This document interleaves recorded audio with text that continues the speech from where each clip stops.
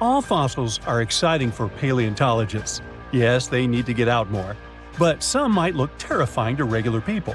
For example, look at this picture of tentacle arms and octagonal-shaped heads. When it first appeared in mass media, internet users claimed that it was some ancient organism that had come from space. Others thought the story was fake. But in fact, both the picture and the fossil are real. The fossil is known as a mortality plate, a fossilized representation of a mass extinction event of one or several species.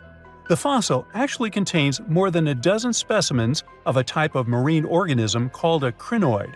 Despite their looks, crinoids were not plants but marine animals. This particular species lived deep underwater on the seafloor. Crinoids were related to starfish, sea urchins, and brittle stars. These creatures could attach themselves to the seafloor with stalks made up of flexible porous discs connected by soft tissue. The stalks were hollow, and that's where the animal's nervous system was located. Crinoids absorbed oxygen through thin-walled tube feet. The creatures usually reached the length of more than 8 inches and had 5 arms lined with leathery-looking, tentacle-like structures. They fed on plankton and sloughed off organic material. Now, even though these fossil finds seem to be super exciting, few creatures in the fossil record confuse scientists as much as the Tully monster. This curious sea creature sported a toothy, trunk-like snout and eyes splayed out on a rigid rod. But the most bizarre thing? It has been impossible to classify. Researchers have been considering a variety of organisms, for example, segmented worms, swimming slugs, and primitive eel-like creatures, since the monster was discovered in 1966. Recently, they have even tried to connect it to some species of jawless fish with a backbone-like structure. A team of scientists from Japan has used high-resolution laser scanners to examine the anatomy of Tully monster fossils in 3D.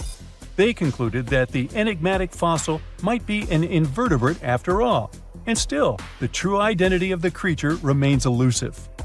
In the 1950s, amateur fossil hunter Francis Tully found a ghostly imprint of a torpedo-shaped organism with a huge tail fin in the Mizon Creek fossil beds in Illinois. Tully had never seen anything similar to the torpedo structure. He took his find to Chicago's Field Museum of Natural History. Paleontologists working there were baffled as well. Since then, scientists haven't been able to determine where the creature fits on the phylogenetic family tree, or where they should spend Thanksgiving. In 1741, an explorer and captain named Vitus Johansen Bering led an expedition to map the coast of Alaska. The ship he was on got shipwrecked on what later became known as Bering Island. And they got hungry. Half the crew survived thanks to the discovery of an extremely large sea cow. With the meat of these animals nourishing them, the sailors managed to build a small ship from the wreckage and return home. On their way back, a scientist who was among them spent his time documenting the animals and plants they had found. The sea cow was particularly interesting because without it, the crew wouldn't have survived. These animals were more than 26 feet long and weighed around 10 tons. All sea cows are members of the order Sirenia, marine mammals more closely related to elephants than cows. The scientists describe them as having black skin, a small head, and stubby forelimbs. Those sea cows floated on the water's surface, munching on kelp. After the information about these animals became widespread, sea otter fur trading expeditions made use of that convenient depot en route. Sea cows were docile and could be easily hunted. Long story short, within 27 years after the scientists mentioned those animals, they were driven to extinction. But it's not the saddest part. The fossil record reveals a much deeper and darker history. Fossils of sea cows have been discovered all over the world, from Japan to Mexico. It means that the animal once thrived in the vast kelp beds around the entire North Pacific Rim. That small population discovered by the expedition was probably the last remains of a once much larger and way healthier population.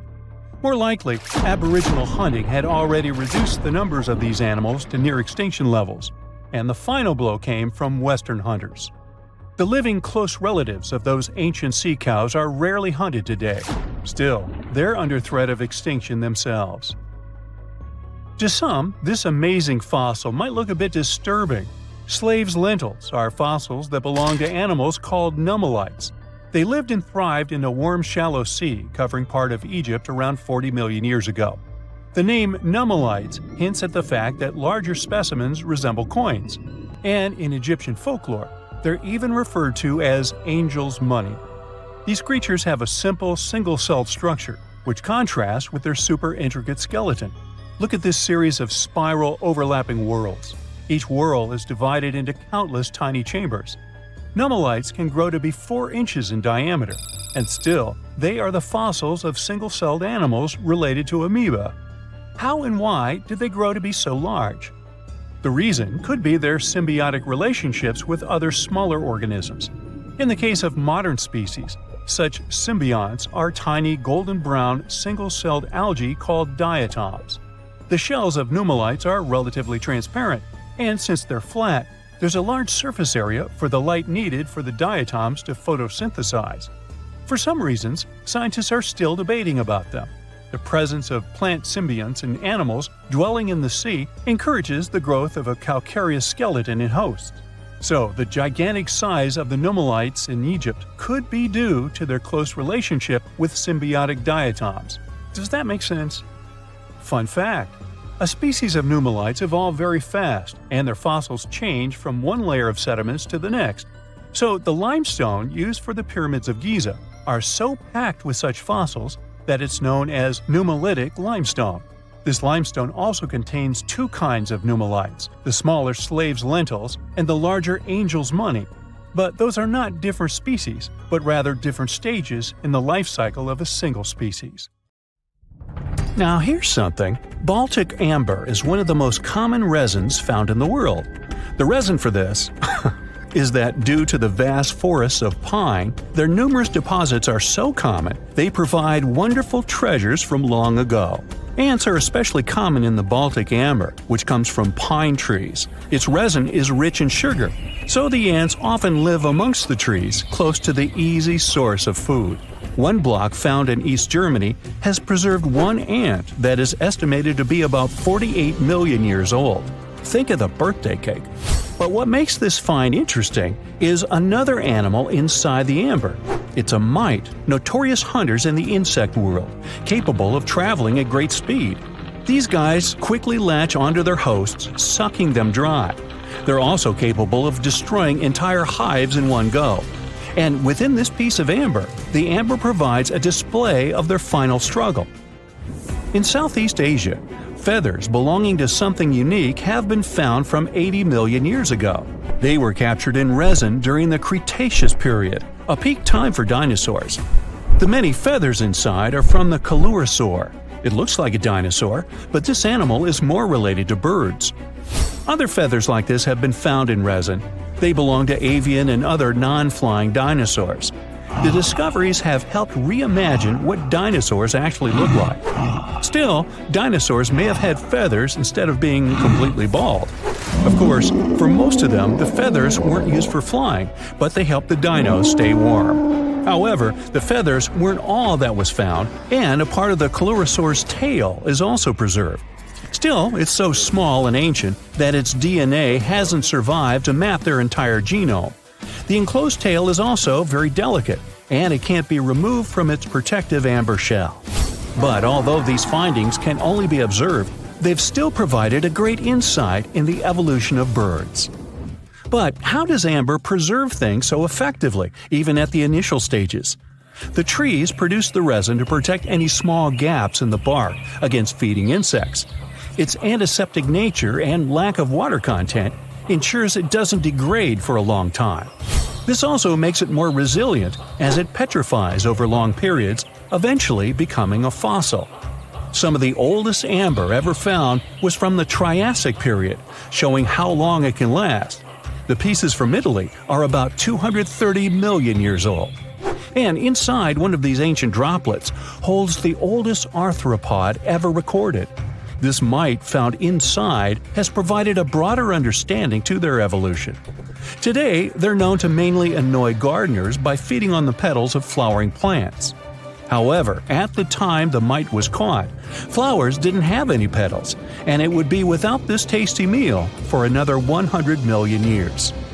Now, 100 million years ago, Myanmar was part of Gondwana, the great supercontinent. At that time, Myanmar wasn't part of Asia yet. But it was still lush with a great forest, which contained many species of lizards that lived amongst the undergrowth, hiding away from dinosaurs. Many of them had been stored within amber. This fact helped discover ancestors of geckos and chameleons. By using CT scans, scientists have analyzed them, providing a glimpse into the formation of their scales, teeth, feet, and claws. It also provided an understanding of how these archaic creatures once appeared. Although mostly pieces of lizards, by using modern technology, the scientists have been able to create 3D images of the lizard. These images can reveal how those guys appeared in their full form. The images show that they still retain some of their exact features to this day, like the chameleon's sticky pads used for climbing. A salamander fossil from around 20 million years ago is one of the most intact specimens ever found in amber. Details of its final moments show that it had been attacked before getting stuck in the resin. However, what's confusing about this find from the Miocene era is that the amber was found in the Caribbean, but it came from a tree that's closer related to those from East Africa. The lizard also has ancestry from the same area. Finds like this have opened a whole new understanding about how these small lizards migrated. It's expected that they would have ridden fallen logs, which took them across the seas to new homelands, not only to the Caribbean, but to all continents except for Antarctica. Nobody goes there, it's too cold. In the Dominican Republic, you can find some of the rarest of all ambers. This Dominican amber came from neotropical forests from around 20 million years ago. Many of the trees that made the resin are now extinct. The amber is almost completely see-through and can come in an array of beautiful colors. The most common colors are red, yellow, and even blue, and are easily mistaken for gemstones. One was found with a flea caught in it, dating to when the forest was at its peak and the mammalian variety thrived. Fleas were likely common at the time, and this flea in particular had recently fed on a mammal before getting stuck. However, something more intriguing was found within the flea.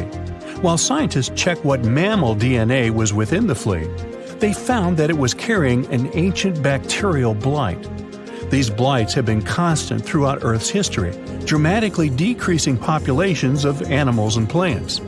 This now extinct blight in the amber helped scientists determine how much the bacteria have evolved and how it spread. Now, most remnants of insects inside amber aren't much more than the exoskeleton bodies. But with some found in Myanmar, they were so well preserved that even the color of the insects is still intact. Colors in nature appear in 3 different ways. The first is bioluminescence, that's produced by a chemical reaction within a living organism.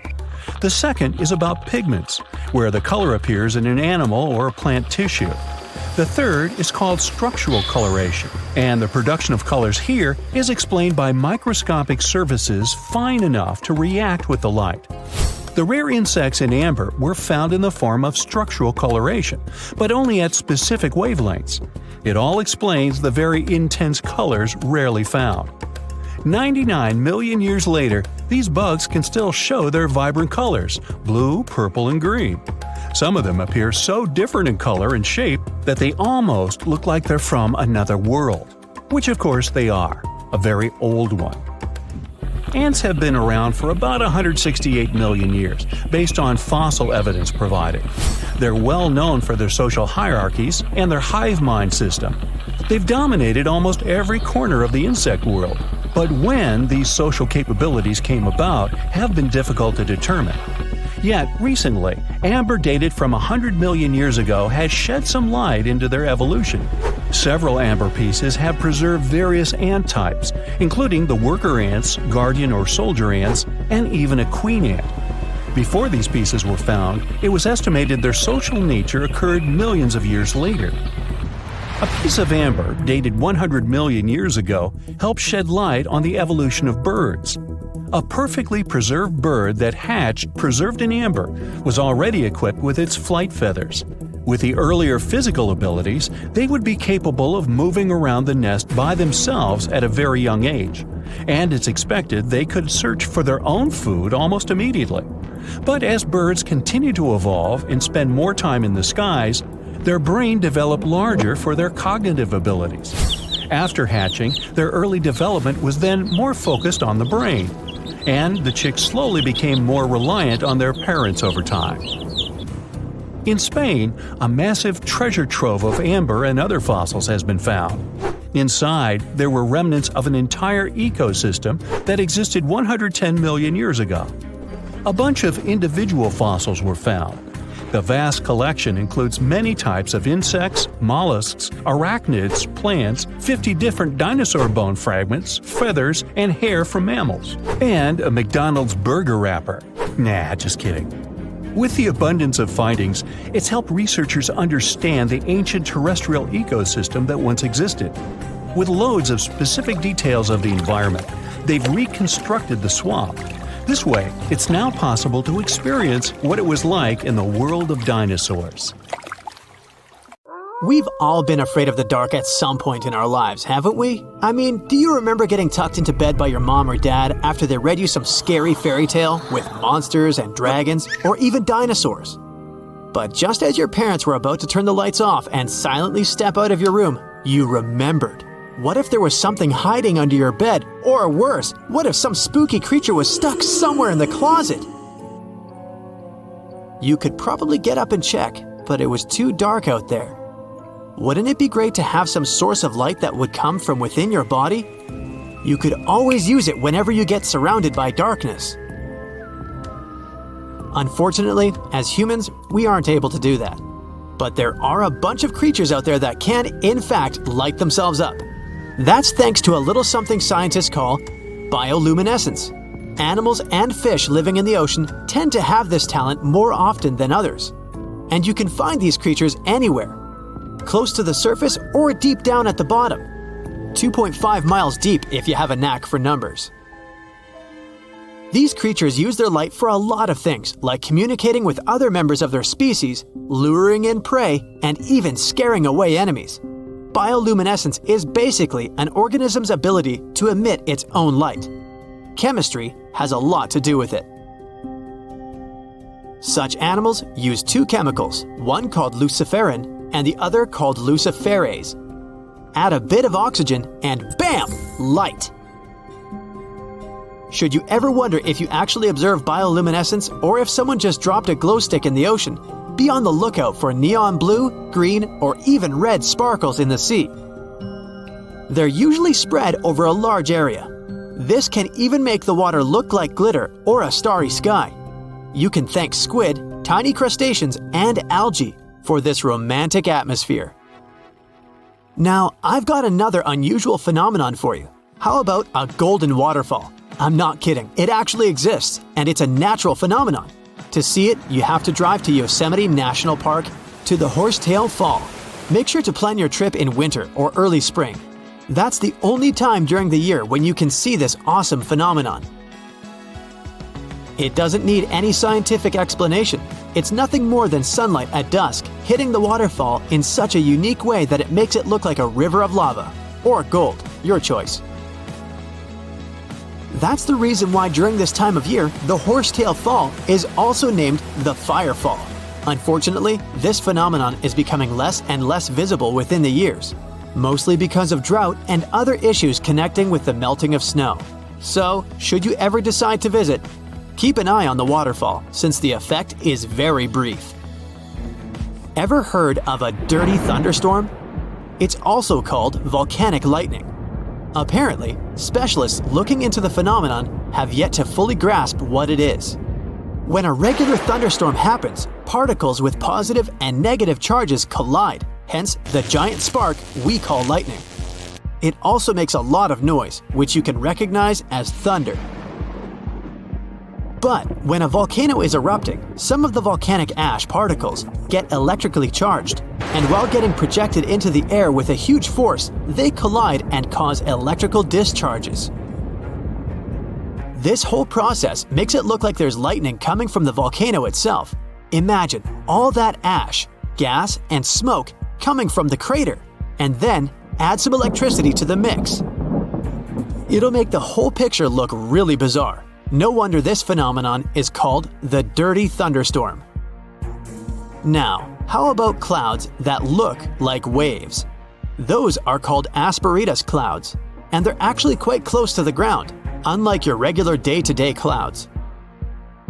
The name comes from the word aspero, which in Latin translates to rough or uneven. On rare occasion, you may spot such clouds when the weather is calm, but they're mostly associated with thunderstorms. These clouds appear during unstable atmospheric conditions, and surprisingly, they don't produce rain. Even though they do resemble dark storm-like clouds, they also create random patterns, tricking your eyes into thinking you're looking at the surface of the sea from under the water. Another impressive kind of cloud is called mammatus clouds. What makes them so special is a series of bulges emerging from the base of each cloud. One such cloud enters a level in the atmosphere where the wind direction changes. You can see these wave-like patterns in the sky. Australia is the place for you if you like surfing, but not all the waves you can catch there are made of water. Near a town called Hayden, there's a mysterious wave made out of rocks. This granite formation supposedly dates back to 2.63 billion years ago. That's way before dinosaurs started hanging around the planet.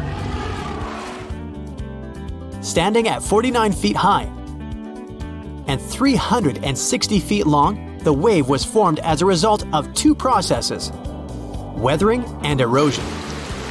There's softer sediment at the base of the wave rock, which was chemically weathered by groundwater. Winds and rain did the rest of the job, causing the erosion of the rest of the formation.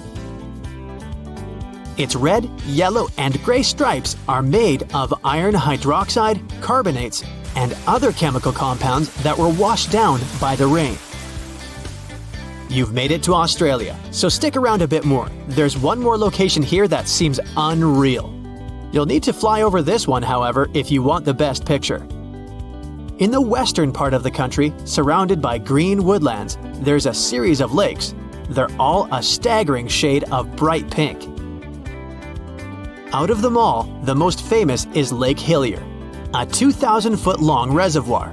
It's surrounded by both sand and a forest of eucalyptus trees. This makes the cartoon-like hue of the lake stand out even more. One of the many theories explaining the color of these mysterious lakes is connected with algae.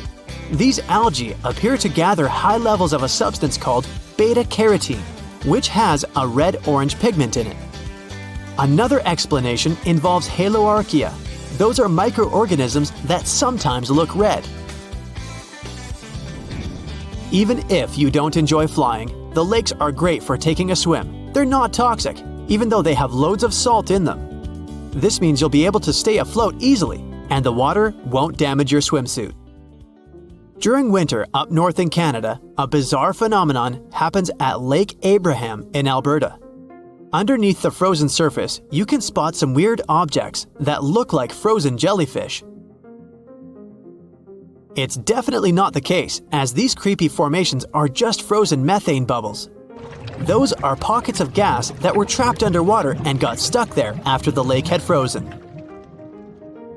They appear when leaves and grass fall into the water and bacteria digest them.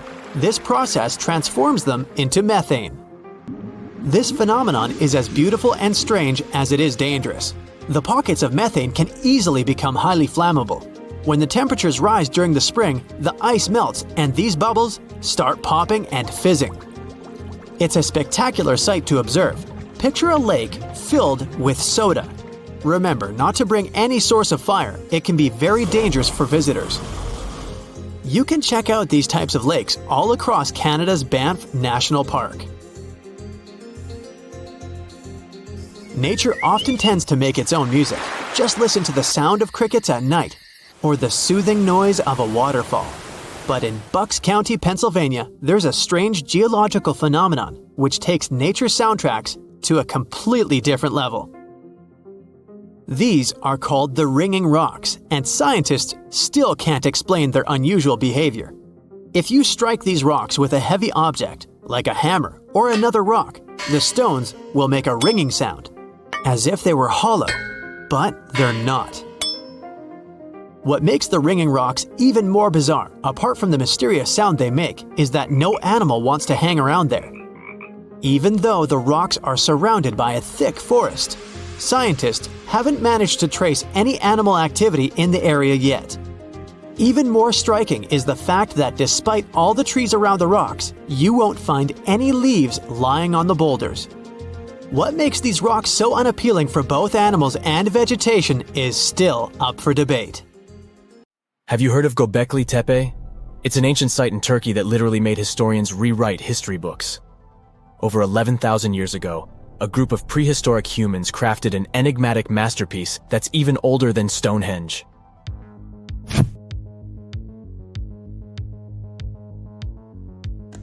Before its discovery, archaeologists believed that people didn't know about iron and weren't good at making pottery. They were sure that settled life only emerged with the need for agriculture.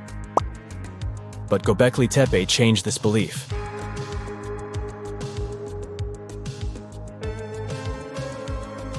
The place has revealed that it was the temple that paved the way for a settled life, not agriculture.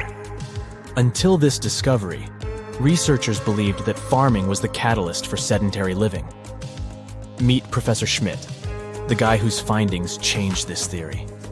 He managed to prove that hunter-gatherer communities laid the very foundations of this way of life.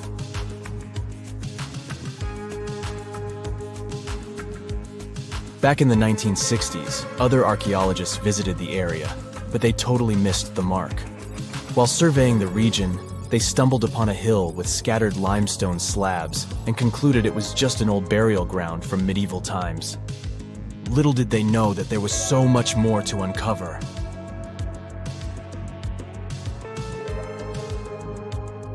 In 1994, Schmidt embarked on his own survey of prehistoric sites in the area. Surprise! He instantly realized he had discovered something truly extraordinary. Unlike the nearby flat and barren plateaus, Gobekli Tepe had a gently rounded top, rising 50 feet above the surrounding landscape. Funny enough, the translation of this place's name is Potbelly Hill. Schmidt was sure only humans could have made something like this.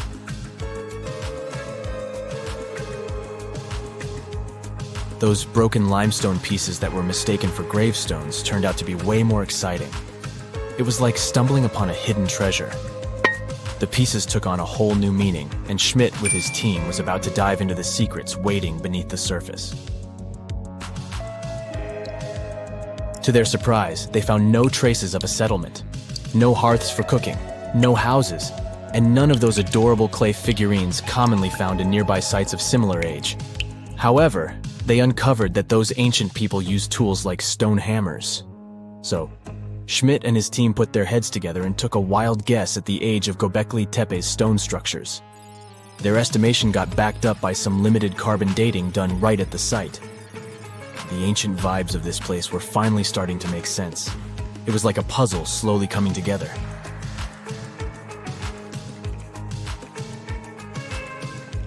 You may think that back then, people didn't have special tools to create something as cool as Gobekli Tepe. Not true. Turns out, these prehistoric folks used flint tools instead of fancy metal chisels. They were also skilled at chipping away softer limestone and crafting pillars right on the spot. Afterward, they carried the pillars a short distance to the summit and placed them upright. Once the stone rings were complete, they covered them with layers of dirt. Over time, they added new rings, and voila! You've got a cool hill to impress people in the future.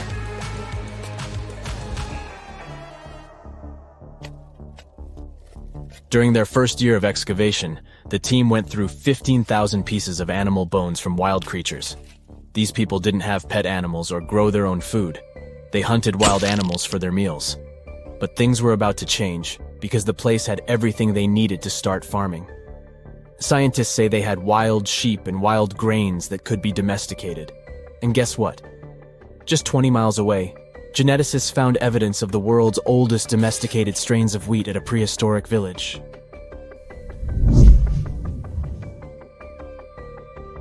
These amazing findings have completely changed how we view civilization. In the past, experts believed that people needed to learn how to farm and settle in one place before they could build temples and develop complex societies. But guess what? Schmidt's research flips that idea on its head. He claims that the incredible effort put into constructing these astonishing structures actually set the stage for the development of advanced societies.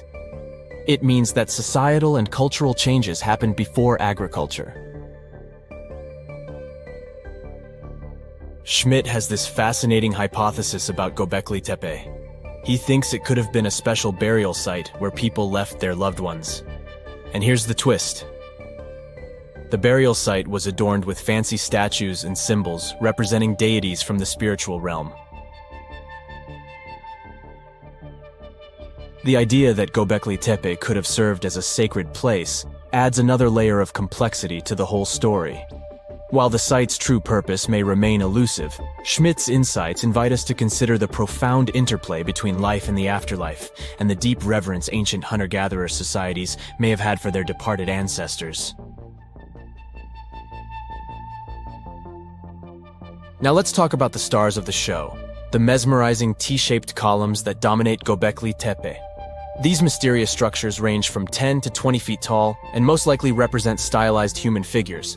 But one figure stands out from the rest, the three-dimensional lion relief. This depiction really fires up our imagination. Why? Because it hints at the possibility that lions roamed Anatolia during the Neolithic period.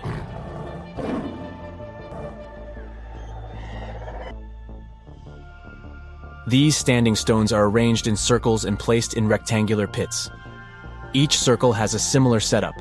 Two big T-shaped pillars in the center, surrounded by slightly smaller ones facing inward.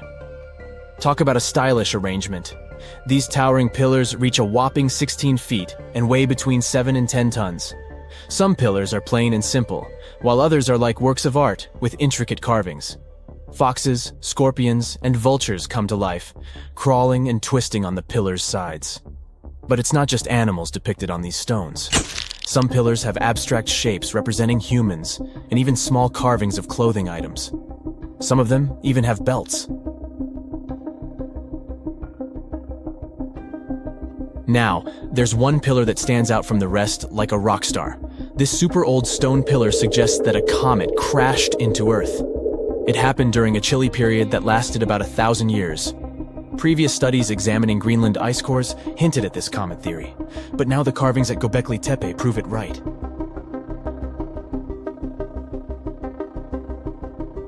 The carvings on the pillars are like a historical comic strip. They even show a headless human figure. Researchers fed the images into a computer and discovered their connections to constellations, indicating that this temple might have been an ancient observatory. It's like our ancestors were trying to document this cataclysmic event in their own unique way. Archaeologists have been excavating and researching Gobekli Tepe since the mid-1990s, peeling back layers of history and providing us with a deeper understanding of the intricate relationship between various elements. They have no plans to stop the whole process for another 150 years. Who knows what else they'll find? You see, Gobekli Tepe has been labeled purely as a ritual site with no signs of domestic activities. We were led to believe that the absence of water meant it couldn't support semi-sedentary communities. But scientists believe it's time to shake things up and approach Gobekli Tepe with fresh eyes. It's time to question what we believed before and use new evidence and different ways of thinking. Like, there might have been a group of people living in the area who didn't stay in one place all the time. They moved around a bit but still had their own civilization, living in the area semi-sedentarily. Gobekli Tepe is not just home to a single temple, but an astounding collection of over 20 ancient structures. As archaeologists delve into the depths of this wonder, they are unraveling its unique layout, featuring two prominent focal points at the heart of each establishment, complemented by smaller structures and dividing walls. What's even crazier is that in this area, there are over 200 obelisks, which are narrow tapering monuments. It's 1898, and you're taking part in excavations in Saqqara. This place, not far away from Cairo, is full of ancient tombs and pyramids. You're in your Indiana Jones mood and hope to find something really phenomenal to become famous. Gold, manuscripts, treasure maps, mummies of famous pharaohs. Wait, a wooden bird? You're really disappointed as it looks like a regular toy. An old one, but still. Little do you know that years later, someone would propose that your bird was actually an ancient monoplane. So the artifact, nicknamed the Saqqara bird, is made of a sycamore tree. The birdie has a wingspan of just 7 inches and weighs around 40 grams. A perfect original souvenir from Egypt, I would say.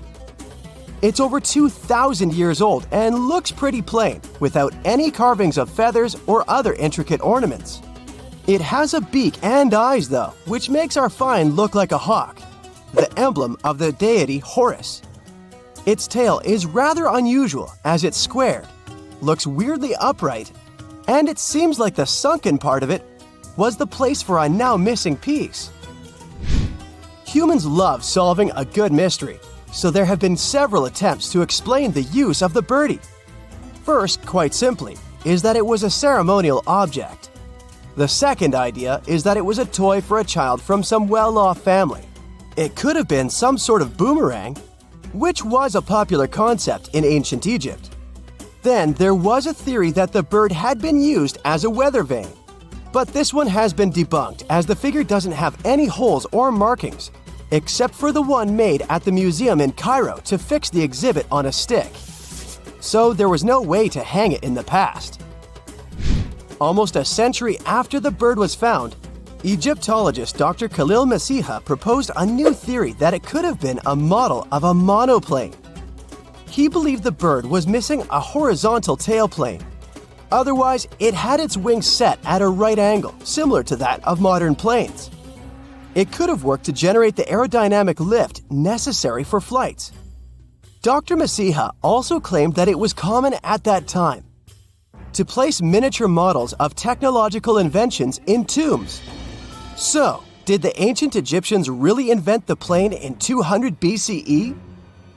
That would make the Wright brothers, who are considered the inventors of aviation, really upset. They made one of their first flights only in 1903.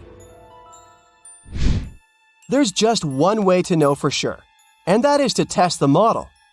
But you know, the ancient museum in Cairo would unlikely let one of their cherished exhibits fly around like a toy. That's why glider designer Martin Gregory built a similar model, this time of balsa wood, and concluded that even with the missing tailplane, the plane wasn't much of a flyer. Case solved? Not really. This didn't sound convincing enough to the History Channel, so they invited an aerodynamics expert to build another replica of the bird. He tested it in weather conditions similar to those in Egypt and was impressed with the little plane's abilities. So, if they did invent the prototype of a plane back in the times of pharaohs, it would be a good example of an oupart.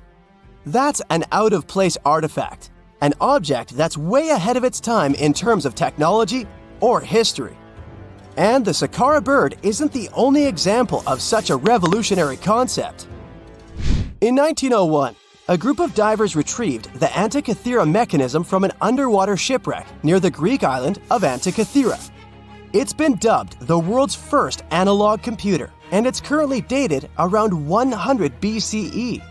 The bronze mechanism could tell the position of the sun, moon, planets, and stars, as well as the lunar phase, the dates of upcoming solar eclipses, and even the speed at which the moon moves through the sky. No one's sure who used it and how or where it was made. But it's obvious that it's extremely precise and way too advanced for its time. The first flushing toilets in the world were invented in the middle of the 20th century. Just kidding. The ancient Minoans on the Mediterranean island of Crete and the Indus Valley civilization both came up with this brilliant invention at the same time, around 4,000 years ago. The plumbing and sanitation were so well done that no one managed to design anything better until 2,000 years later. One ancient Minoan lavatory was discovered at the Palace of Knossos. It looks like it had a wooden seat set over a tunnel that directed water from a rooftop reservoir to an underground sewer. Other varieties got water from jugs. Only the super rich people could afford all this glory. So if you wanted to shop for real estate back then, The flushing toilet would be a telltale sign you were in the rich neighborhood. Automated doors became a cool, seemingly new invention back in 1931. But the technology behind them is actually much older. Think the 1st century CE old. Mathematician and engineer Heron of Alexandria came up with a hydraulic system to open and close temple doors. To bring it into action, you need to light a fire to produce heat. There was a brass pot under the fire, half filled with water. The inventor connected the brass pot to containers that acted as weights. When the fire was burning, the water moved into the containers. They went down and pulled the ropes. It was nothing like a supermarket door that opens in front of you before you even have time to think. Heron's door took hours to open, and there was no way to stop the process. That's why they only opened the doors once a day before people entered the temple, to add some mysticism at the temple during ceremonies. Spooky. Looks like the first ever battery was invented in Baghdad around 2,000 years ago. A German archaeologist found this oval-shaped clay jar in 1938. Scientists are still not sure what purpose it served and who exactly invented it. There is a theory that it was used for electroplating objects with precious metals. When they filled it with a weak acid like vinegar, the battery produced around 1 volt of electricity. Another theory says it was a vessel for sacred scrolls. Would you like to buy contact lenses designed by Leonardo da Vinci himself? In 1508, he invented a glass lens with a funnel on one side. You were supposed to wear it with water inside to improve your vision. Sounds a bit uncomfortable, doesn't it? So, around a century later, French scientist René Descartes decided to improve the idea and make the cornea contact the future lenses. Contacts because they contact your eyes, get it? The glass tube with liquid did help improve vision, but blinking was sadly impossible. 2.5 centuries later, new technologies in the glass industry let scientists design contacts that would fit in the eye and even let the wearer blink. Thanks, guys! Still, those lenses were made of heavy blown glass and didn't let the eye breathe. About 50 years later, contacts became plastic, lightweight, unbreakable, and scratch-resistant, but still covering the entire eye. And then, in 1948, an English optical technician accidentally sanded down a plastic lens and figured out they'd still be in place even if they covered only the cornea. Imagine you're living in 19th century London and need to send a message to New York. It would have taken about 10 days to get there by ship. So when delivery time went from days to hours in 1858, it was a true sensation. The first message was sent by Queen Victoria herself. It was all made possible thanks to the transatlantic telegraph cable, running under the ocean. Sadly, the new cool invention only lasted a few weeks. It took years to bring it back to life. It's nighttime, and you're about to walk inside Pharaoh Tutankhamun's final resting place. You know, King Tut. You don't have a torch, but at least you came with a flashlight. You walk down several flights of stairs and observe how the walls are carved in hieroglyphics and what looks like a spell. Those who take anything from this place will be doomed for life, the spell says. Even if you don't really believe it, this scares you a little bit. You find a huge stone door. Is it a trap? You manage to open it, but oh no, it's only an empty chamber. You check your map. It seems like you're heading in the right direction. After what feels like hours, you realize you must be trapped inside a labyrinth. You try to retrace your steps, but you can't find the door where you came in from anymore. That's it, you think to yourself. You've fallen for the Pharaoh's trap. What's worse, you didn't bring a lunch. Okay, so we've all seen Hollywood movies where the main character is exploring ancient ruins and faces some seriously dangerous traps, right? We've been told Egyptian royalty protected their final resting places with venomous scorpions and snakes, sliding doors that will trap you for life, and giant rolling boulders that will crush anyone on their paths. The thing is, were these traps truly real? Well, I regret to be the one to break it to you, but this is all fiction. These elaborate traps were too technologically advanced for ancient civilizations to pull off. That is not to say, however, that there weren't any traps at all. Ancient civilizations, like the Egyptians and the Mayans, are known for their practice of building entire monuments dedicated to the ones who had passed away. These structures would often reflect the position of person occupied in society. So, for the really important people, the VIPs of their times, massive monuments were built to host their bodies long after they were gone. Some of these civilizations believed that a person's life would continue on the other side of the veil. For that reason, a person would be buried together with the belongings of their current life. If they had a lot of money and power and stuff, that meant their resting places would be filled with riches and gold. Now imagine if you lived in ancient Egypt and you knew exactly where all the pharaohs' tombs were located and had heard rumors of the amount of wealth kept in these places. Maybe you would be tempted to go check it out, right? We're talking about large rooms filled from floor to ceiling with golden artifacts, jewels, and even money. I mean, it does sound tempting. And since there weren't any security guards protecting the entrance of these places, Egyptians needed to get creative as to how they would protect these riches. These old civilizations found some traps to be useful. A recurring one was building empty rooms inside the monument to confuse a burglar. Now, let's take a look at Amenhotep III's final resting place as an example. It was built in the city of Luxor, in a spot also known as the Western Valley of the Kings. Two French engineers originally discovered the monument between 1905 and 1914 CE. The structure is huge and has more than 10 chambers, connected by long corridors and steep stairways. The King's Chamber is the most hidden one, and for an outsider to try and find it, they will probably enter a lot of empty rooms beforehand.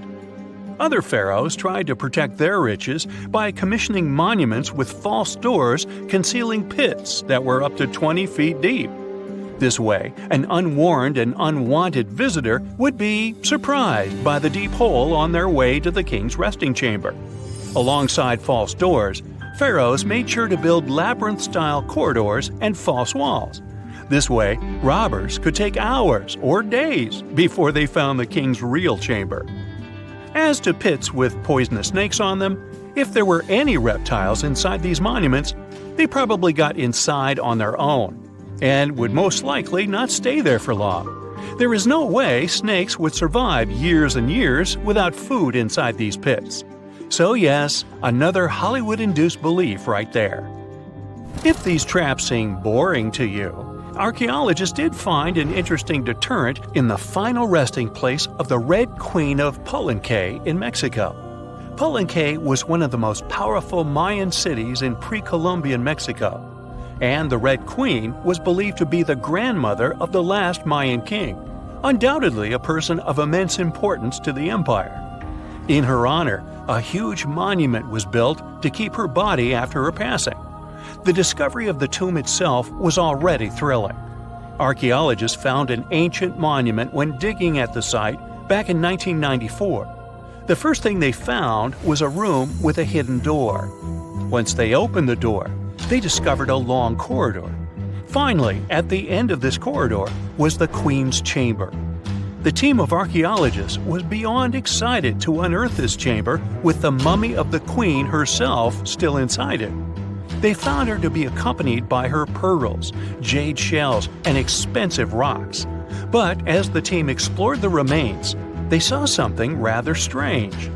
The room was filled with a red-colored powder. Researchers knew that the color red was important to the Mayan people, and that much of their clothing and buildings were decorated with this color. But they didn't understand why the queen was buried with this unknown red substance. After they took a sample back with them for further analysis, they discovered that the red powder was cinnabar, a very dangerous mineral. This powder, when inhaled, can cause, shall we say, severe health damage to a person. The team concluded that this could only be a trap for anyone trying to steal her riches.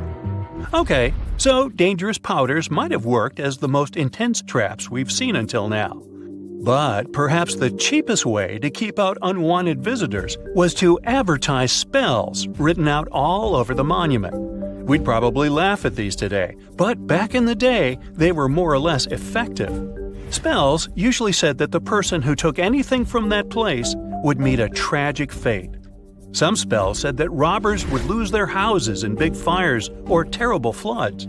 Other spells said burglars would have incurable and undiagnosed health issues, but they weren't really enough to stop people from taking any gold. There are some stories surrounding how these spells might have been real.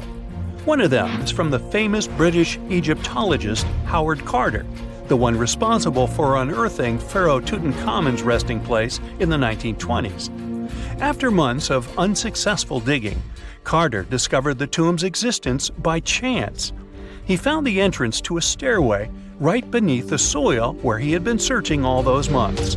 With the help of a team, he cleared the piles of sand blocking the stairs and discovered a doorway. The door had several royal symbols carved into it, and Carter knew this could only mean a very important person had been buried there. And he was right.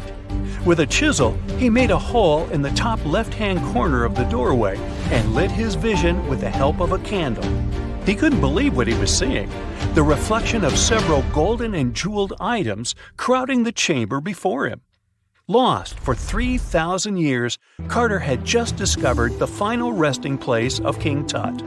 But the story didn't finish here. This discovery was accompanied by a series of unfortunate events that led people to believe it had something to do with the pharaoh's spell.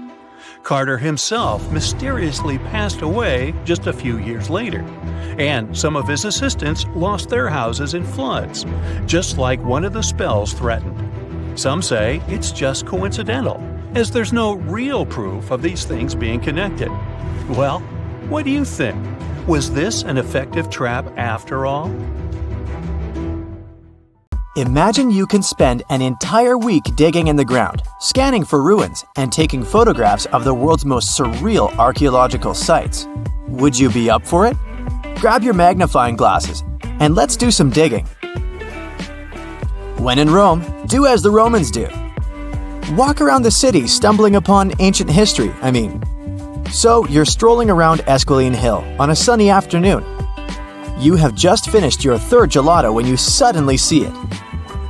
The magnificent Domus Aurea, or Golden House, for the non-Latin speakers. The Roman Emperor Nero ordered to build this huge palace back in 64 BCE. The construction finished in 68 BCE. In its glory days, it occupied an area 3 times the size of the Vatican City. The building had gold leaf decor, semi-precious stones, and tons of frescoes. There were over 300 rooms in the palace, some of them overlooking the beautiful vineyard and animal-filled woods nearby. It held an enormous 100-foot statue of Nero himself. The octagonal wall was the grandest construction in the complex. Originally, it was a banquet hall with waterfalls cascading down the back walls. The hall rotated around its axis day and night as petals fell from above. Nero's successors stripped the whole palace of its materials. Today, tourists can visit the main structure and, of course, the octagonal hall. They excavated it, and you'll easily recognize it even with its bare walls. After flying halfway across the world, we're deep in the Cambodian jungle. Good thing you brought bug spray with you. Mosquitoes can get crazy in this tropical climate. Hidden among the forest is the city of Angkor. It was the capital of the Khmer Empire from the 9th to 15th century. FYI, the word Angkor means capital city in the Khmer language. The city became one of the largest in the pre-industrial world. Researchers say nearly 1 million people used to live there. Today, Angkor attracts visitors from around the world because of its stunning architecture. You can recognize the Khmer style in the use of huge blocks of sandstone. At the center of the complex lies Bayon Temple. It's decorated with 216 smiling faces, which scientists say are meant to resemble the founder of the Angkor Empire. They believe the towers used to be decorated with gold, but today the site is a maze of vine-covered temples. The city was abandoned in 1431 and wasn't rediscovered until the 1840s. In 1992, they named it a UNESCO World Heritage Site.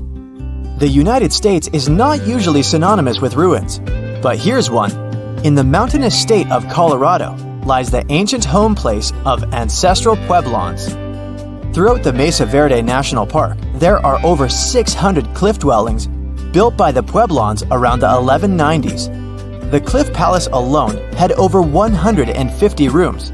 It was a multi-story building of sandstone and mud mortar. To arrive at the balcony house, visitors had to climb a 32-foot ladder. There, you can see a mid-sized village of 38 rooms and 2 kivas.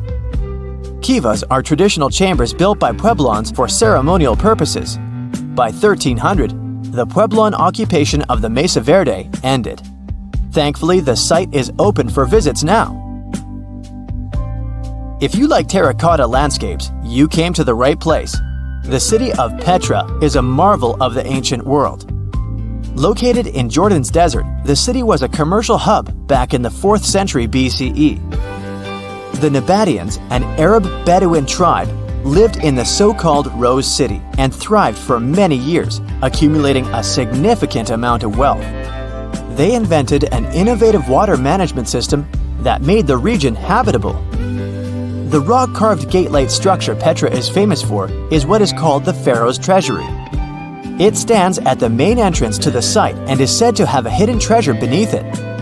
In the early 2000s, the site was named one of the 7 new wonders of the world. All the way in South America, in the country of Guatemala, lie ancient Mayan ruins. The lost city of Tikal is a site made of 12,000 buildings, the remains of the capital of the ancient Mayan Empire. It is comparable in importance to London or New York. The North Acropolis is Tikal's most ancient complex of monuments. Built solely by human hands in 750 BCE, it served as the resting place of kings and chiefs. Back in the day, the step pyramid temples were painted a beautiful red. Mayans loved that color. Today, of course, you'll only see the limestone. Archaeologists have no clue as to the cause of Tikal's decline. Was it drought, disease, or something else altogether? Located on the left bank of the river Tigris is a strange old ruin, a battered archway. It belonged to a city named Ctesiphon, the jewel of the Persian Empire, for over 800 years. The city hosted an extravagant palace, decorated with a glass mosaic, jewel-adorned carpets, and a lot of marble. What is it with royalty and marble anyway? The arch was part of an imperial palace complex. Until modern times, it was the largest man-made freestanding vault. Notice how there are no pillars sustaining it. The enormous wealth of the city made it a constant target for other empires, until it eventually fell. In the mood for some more Mayan ruins? Chichen Itza is an archaeological site with the best preserved pyramids on Earth. Located in Mexico's Yucatan state, this Mayan city is well over 1,500 years old. At its peak, it was home to 35,000 people. The site has a total of 26 ruins to be uncovered. The highlight here is El Castillo, a tremendous step-like temple standing 80 feet above the ground. Its most peculiar feature is that it has 91 steps up each of its 4 sides, including the upper platform. It makes for 365 steps, the number of days in the solar year. The oldest lost city in this list dates back to the Neolithic period. It was when us, human beings, started farming for the first time, instead of living a fully nomadic lifestyle based on hunting and gathering. Located on Orkney Island off the coast of Scotland is a prehistoric site known as Skara Brae. Thanks to good restoration, the site is very well preserved. You can see prehistoric dwellings with hearths, stone-built furniture, and even primitive toilets. Researchers found runic symbols on the site, which means they could have attempted some form of writing. Ah, Greece. Fancy some feta cheese, anyone? We've arrived at the focal point of archaeological sites, but today we're exploring one in particular, the Colossus of Rhodes. Also known as the Bronze Giant, it used to be one of the 7 wonders of the ancient world, standing in the harbor of the Greek city of Rhodes back in the 3rd century BCE. The Colossus was said to be 105 feet tall. It's believed that the statue was built with the help of 900 camels. Sadly, it only stood for 54 years. A ravaging earthquake tore it to pieces, so visitors would come and see only a giant foot. Now, there is a whole load of nothing where the statue once stood. I think it's safe to say there are a lot of random ruins on walls spread across the globe. And our final visit for the day consists of exactly those.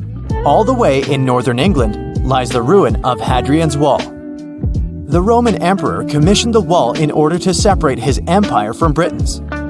The original wall was a lot grander than what is left of it today. But still, the ruins are pretty impressive. They consist of a 73-mile structure stretching from one coast to the other. Back in the day, Hadrian's Wall hosted 17 large forts and numerous observation towers to ensure the maximum safety of his empire. The wall fell into oblivion when the Romans left Britain at the start of the 5th century. People began looting it to build churches, farms, and even houses. Today, if you decide to visit the ruins, you'll only see waist-high fragments of stone. But still, pretty neat, huh? Whenever you hear about ancient ruins, you almost never picture them being suspended somewhere, or just randomly hanging on the branch of a tree, right? In fact, for most of the ancient artifacts we have exposed in museums all over the world, archaeologists did quite an impressive amount of digging. You see, buildings have this funny way of fading away over time if not properly taken care of. Sometimes we need to reuse some building materials, so an older construction may be sacrificed in the process. Other times, houses are abandoned, and once they are exposed to the elements on the surface, like rain or sunlight, they don't really stand a chance. Some just simply crumble away due to good old erosion. So the only way a piece of architecture can survive the test of time is if it's somehow gotten buried deep down. Now, how did they end up buried in the first place? Well, it's quite the comedy of errors.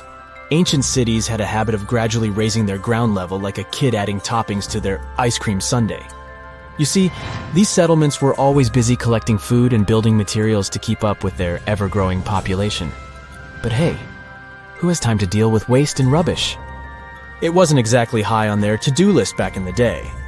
So when it came to building new houses, ancient civilizations found it much easier to save their sweat and tears by piling up the rubble and constructing right on top. But that's not all. Rivers would also occasionally flood and deposit a layer of sediment on the city floors, further encapsulating those ancient constructions. And in those dry regions like the desert, where the wind likes to show off its sand and dust dance moves, you can bet it was a constant struggle to keep the establishments clean. One hilarious example is the Sphinx, which had its head buried in sand until a group of archaeologists unearthed it in 1817. Some ancient towns eventually got covered up because they were completely abandoned. With less human activity to control their expansion, plant seeds couldn't resist the opportunity and sprouted all over the place. They gobbled up carbon dioxide from the air and grew, adding more and more bulk to the ground. Those cheeky roots even decided to stabilize the soil made from decaying plant matter, creating layers upon layers of earthy goodness. It's like the ultimate DIY project Mother Nature embarked on, with plants as her loyal helpers. The act of digging into the secrets of ancient civilizations is not just about unearthing a lost world. It's also an epic quest to reveal the hidden treasures beneath layers of history. But how do archaeologists know where to dig in the first place? If everything is covered in layers upon layers of sediments, debris, and plant roots, they must have some sort of system they rely on before embarking on a new project, right? For starters, they're not always the ones suggesting an archaeological dig in a certain location. Let me explain. Let's say you're a contractor and you want to build a new fancy apartment complex in your city. Some local legislations have certain requirements before your project can start, though. For instance, before anyone starts building on a piece of land, they might need to bring in specialists to check the soil. These clever folks can be archaeologists, geologists, or paleontologists, and they need to keep an eye on things during development. If any artifacts or ecofacts, fancy word for organic remnants, are discovered, these experts swoop in to excavate and study them. But what about sites that have nothing to do with bulldozers and yellow hats? Archaeologists have more than one trick up their sleeves when it comes to locating ancient hotspots. They dive deep into historic records with a healthy dose of detective work. By sniffing out old documents and maps, they can piece together the puzzle of human activity in a specific area. If a site has been visited before, it's even better. Finding records of past excavations or historical accounts can give archaeologists lots of information on where to continue their treasure hunt. Before archaeologists start swinging their shovels, they engage in a bit of a visual scan mission. Armed with a grid system, they'll stroll around the site, keeping their eyes peeled for any artifacts that might be hiding just beneath the Earth's upper layer. From groundstone tools to historic glass and even ancient garbage dumps, yes, they're also valuable. These keen-eyed explorers can spot signs of human activity faster than most people. If they stumble upon midden soil, fancy term for a garbage dump, they know for sure that humans once called this place home. Archaeologists don't just rely on their trusty shovels, though.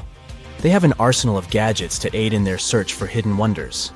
Geophysical tools are like their secret weapons. Take the resistivity meter, for example.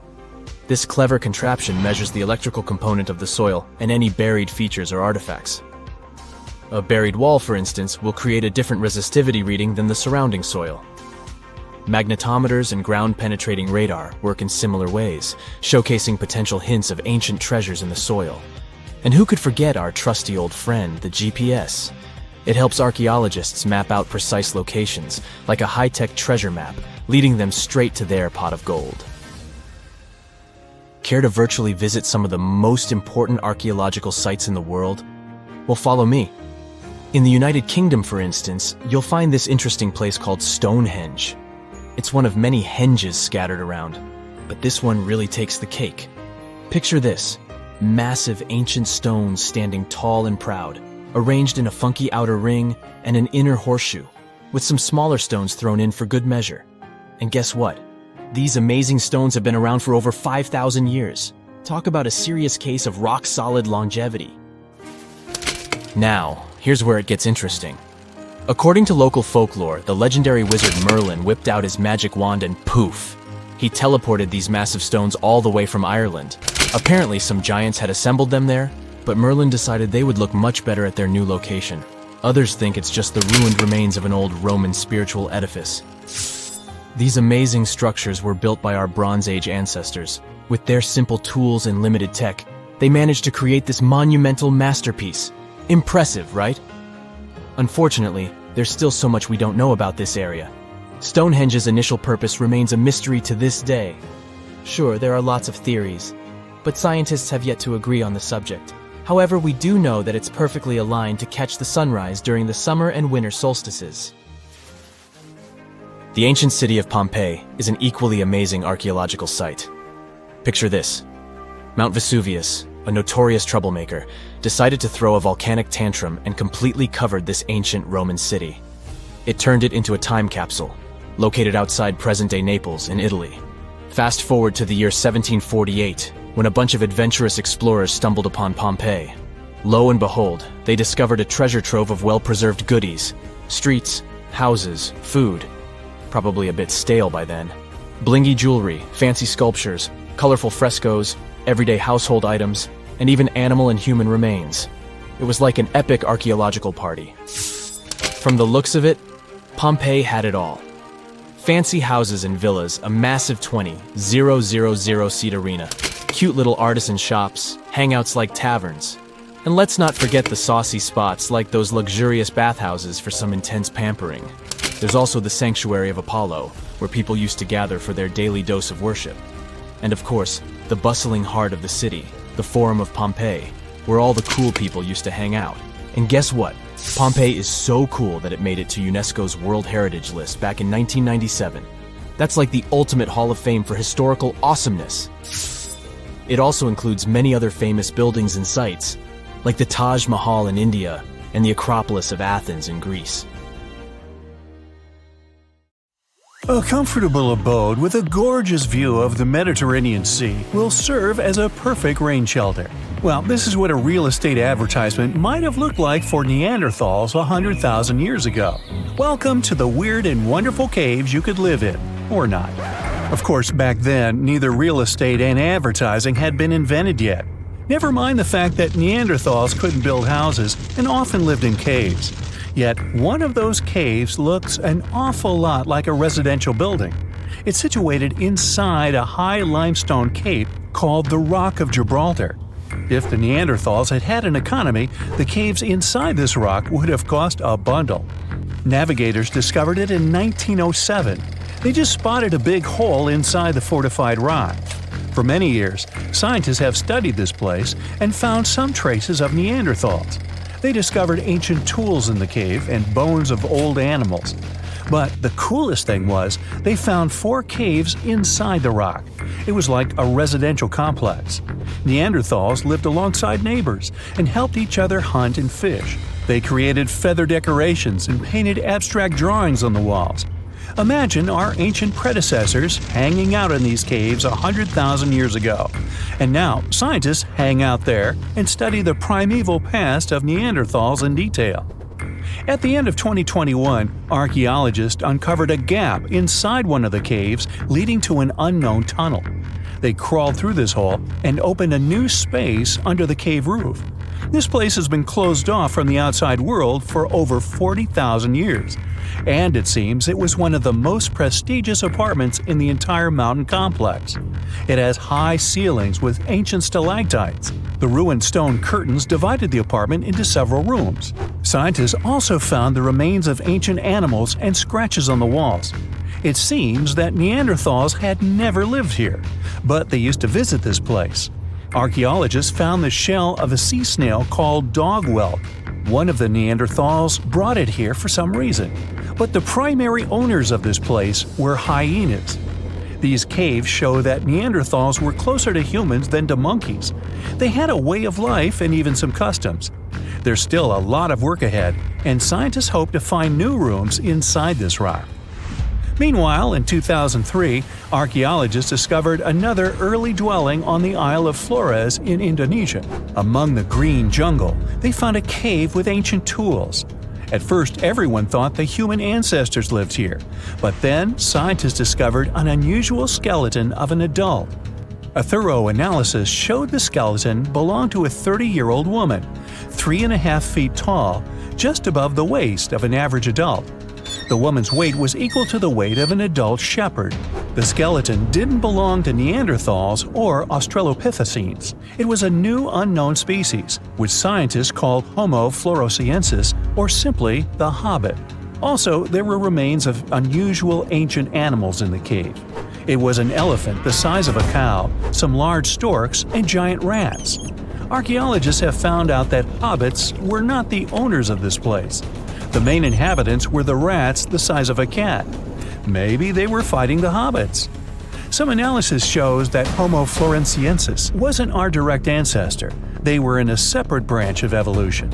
The hobbit skeleton looks more like that of a monkey than of modern humans. In 2009, in the dense jungle of Vietnam, archaeologists discovered Son Don, the largest cave in the world. If you go inside the cave and shout, you'll hear your echo a long time.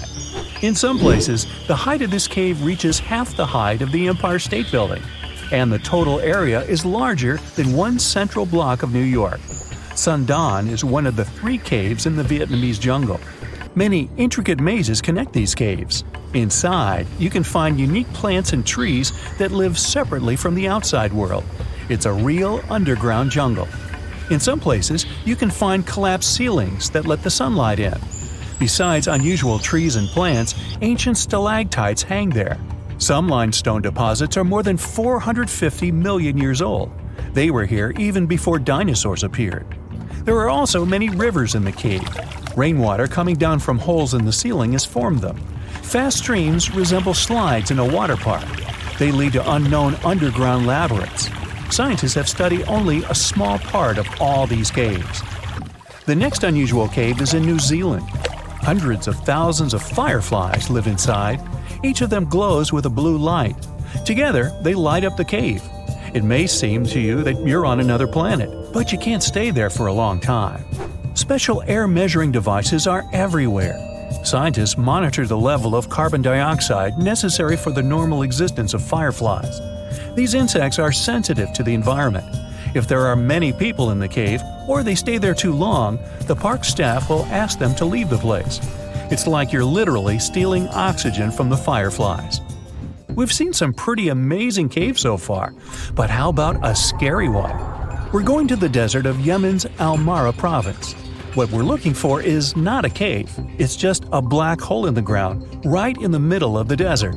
It's big, the size of a basketball court. It's not its size that could scare you, but what's inside. Scientists are still not sure what it is. From the depths of this black abyss, a disgusting smell of rotten eggs constantly comes out, and sometimes you can hear some strange, frightening sounds. The blackness of the giant hole in Yemen absorbs all the sun's rays, so you won't see what's there even with a powerful flashlight. People flew over this place by helicopter. They filmed using drones and the most powerful lenses, but they didn't catch anything except darkness.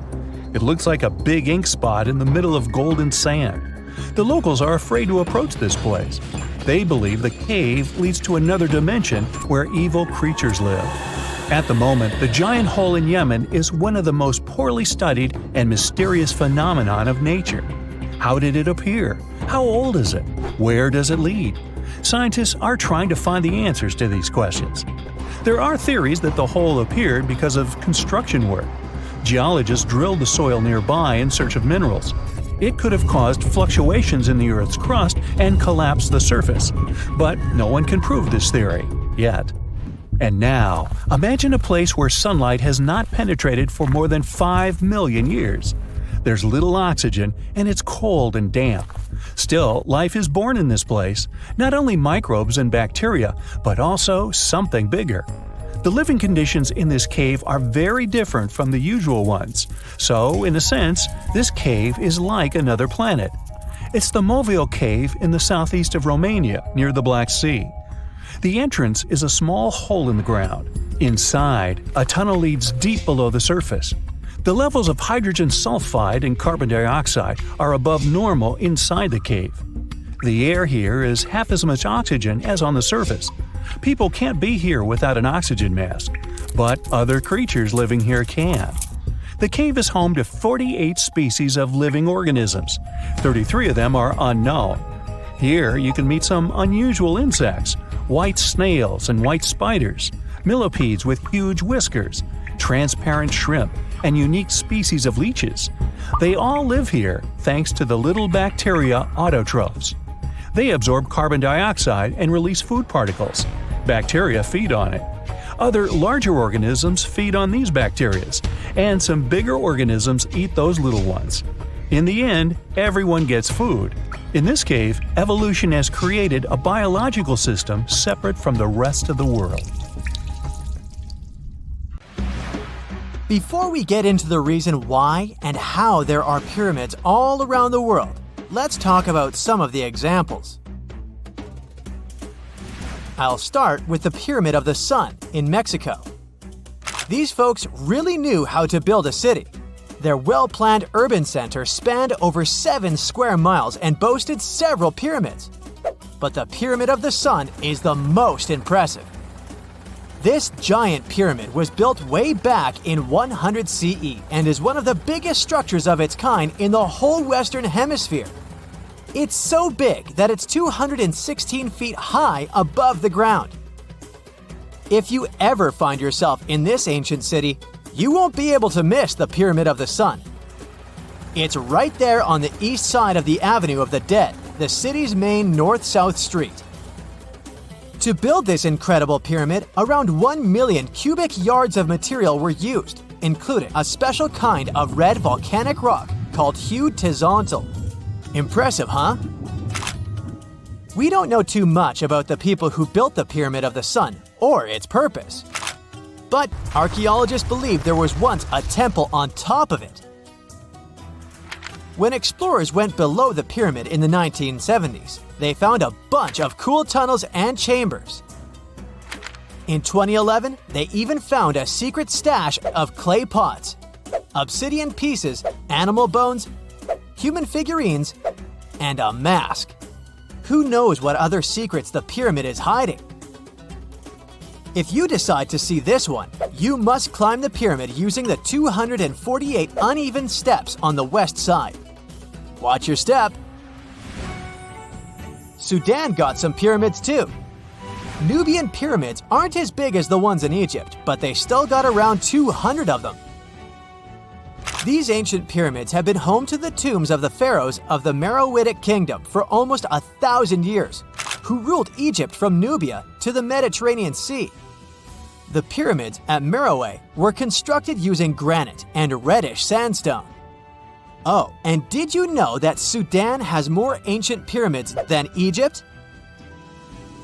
The Kushite pyramids depict the indigenous architecture and burial traditions of Nubia's Napata and Meroe kingdoms, which ancient Egypt influenced. Meroe, the burial site of over 40 queens and kings, is the most extensive Nubian pyramid site. The tomb walls depict mummified royals bedecked in jewelry, their wooden caskets containing bows, quivers of arrows, and other artifacts pointing to the Meroitic relationship and trade with Egyptian and Greek civilizations. So if you're looking for some ancient tombs to explore, you may consider skipping the crowds in Egypt and heading on down to Sudan. Let's fly to Iraq to see some more pyramids. Ziggurats have fancy receding layers and tiered temples. Instead of a smooth exterior, it has tiers like a cake. Perfect for all the important work and rituals that went on inside. You can find these towering structures scattered throughout Iraq and Iran, and they're a real testament to the power and skills of the people who built them. One of the biggest and most impressive ziggurats is the ziggurat at Ur. It's basically a giant rectangular pyramid that stands a whopping 70 to 100 feet tall, with 3 levels of terraces and a temple on top. Can you imagine how many baked bricks it took to build that thing? Try 720,000 for just the lower portion. This particular ziggurat was built for Sumerian king Ur-Nammu. Similar to other ones, this pyramid has been around for thousands of years, so it got a little rough around the edges. Thankfully, the Babylonian king Nebuchadnezzar II and some archaeologists came to the rescue in the 6th and 20th centuries respectively. And now, you can find this near Talil Air Base. The ziggurat at Ur was built in 2100 BCE by King Ur-Nammu for the moon deity Nana. It was the tallest building in the city, and you could see it from miles around. It was like the medieval cathedral spire of its day. People would come here to bring their agricultural surplus and get their food allotments and seek spiritual nourishment.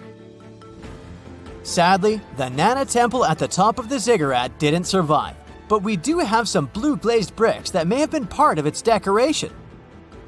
The lower parts of the ziggurat are pretty amazing though. The architects even included holes in the temple's baked exterior to let the water evaporate from its core.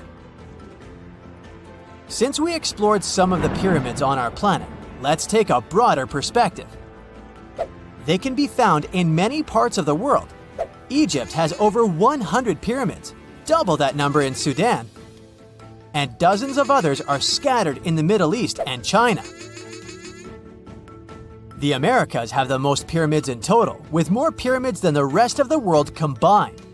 These pyramids are located in Mexico, Guatemala, Honduras, and El Salvador. Time to know more about the evolution of pyramids through history. The oldest pyramid is in Egypt.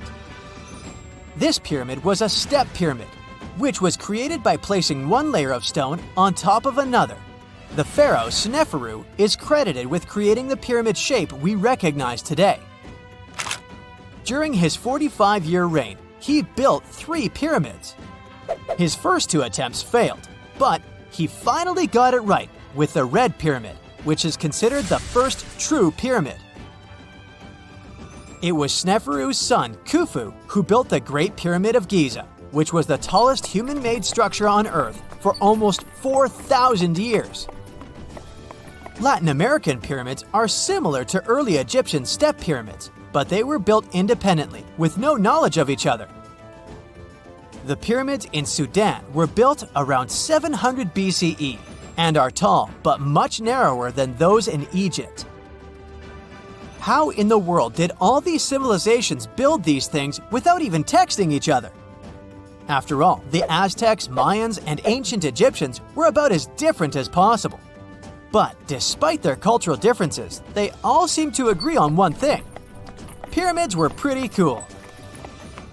Step pyramids are all around the world because they were the most feasible and stable way to build large and tall structures without access to lighter building materials like wood and metal. The triangular form with a square base is the best way to build a sturdy structure, and having a cube structure would require more material for less height. Now, when it comes to pyramid design, the Egyptian pyramids were like giant triangles with a square base, smooth sides, and a pointy top.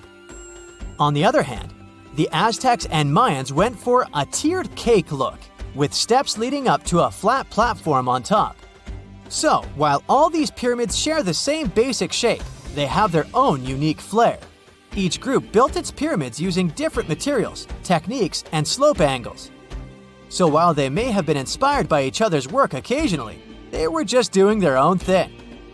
Egyptian pyramids had smooth, angled sides that were designed to help the pharaoh's soul ascend to heaven. The Pyramid of the Sun was built over a series of caves that served as a passageway for the deities. The Maya built the temple of Kukulkan in Chichen Itza to honor the deity Kukulkan, usually represented by a serpent. Nicknamed El Castillo, it has 91 steps on each side, plus a platform. That's 365 steps, one for each day of the Mayan calendar. Tell me, Brightsiders, how were pyramids built? To begin with, humans made them, not a foreign race from space that landed on Earth. You see, one thing that all pyramids have in common is that they were built without advanced tools or even the wheel. It took a lot of people to build them, including skilled laborers and architects.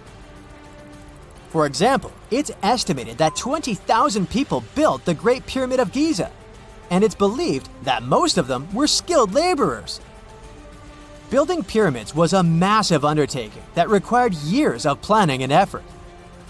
The Great Pyramid at Cholula, Mexico, took 600 years to complete. Imagine working 7 days a week on a large-scale construction site. You, along with thousands of others, carry millions of stone blocks and put them on top of each other according to a complex system.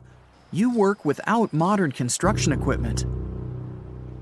You have no air conditioning or constant access to water. It's so hot outside that you can fry eggs on the road. You've been building the pyramid for decades, and now, when it's finally done, you enjoy the result of the colossal work of thousands of people. You're looking at a giant cultural monument of global value that will freeze in time and amaze people for tens of thousands of years. A few thousand years have passed. People in the 21st century see the pyramids and are like, wow, I can't believe humans have built this. Yeah, the people who built the pyramids wouldn't have appreciated such a theory. But actually, there are reasons to believe that people built it using some fantastic technology. From the outside, it seems the Great Pyramids are just big triangles of stone. People just put some heavy blocks on top of each other, and that's it.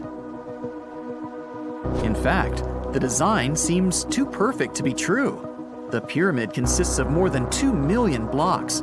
They lay so close to each other and are so even that you couldn't squeeze even a thin sheet of paper between them. Scientists still can't figure out the exact technology for building the Egyptian pyramids.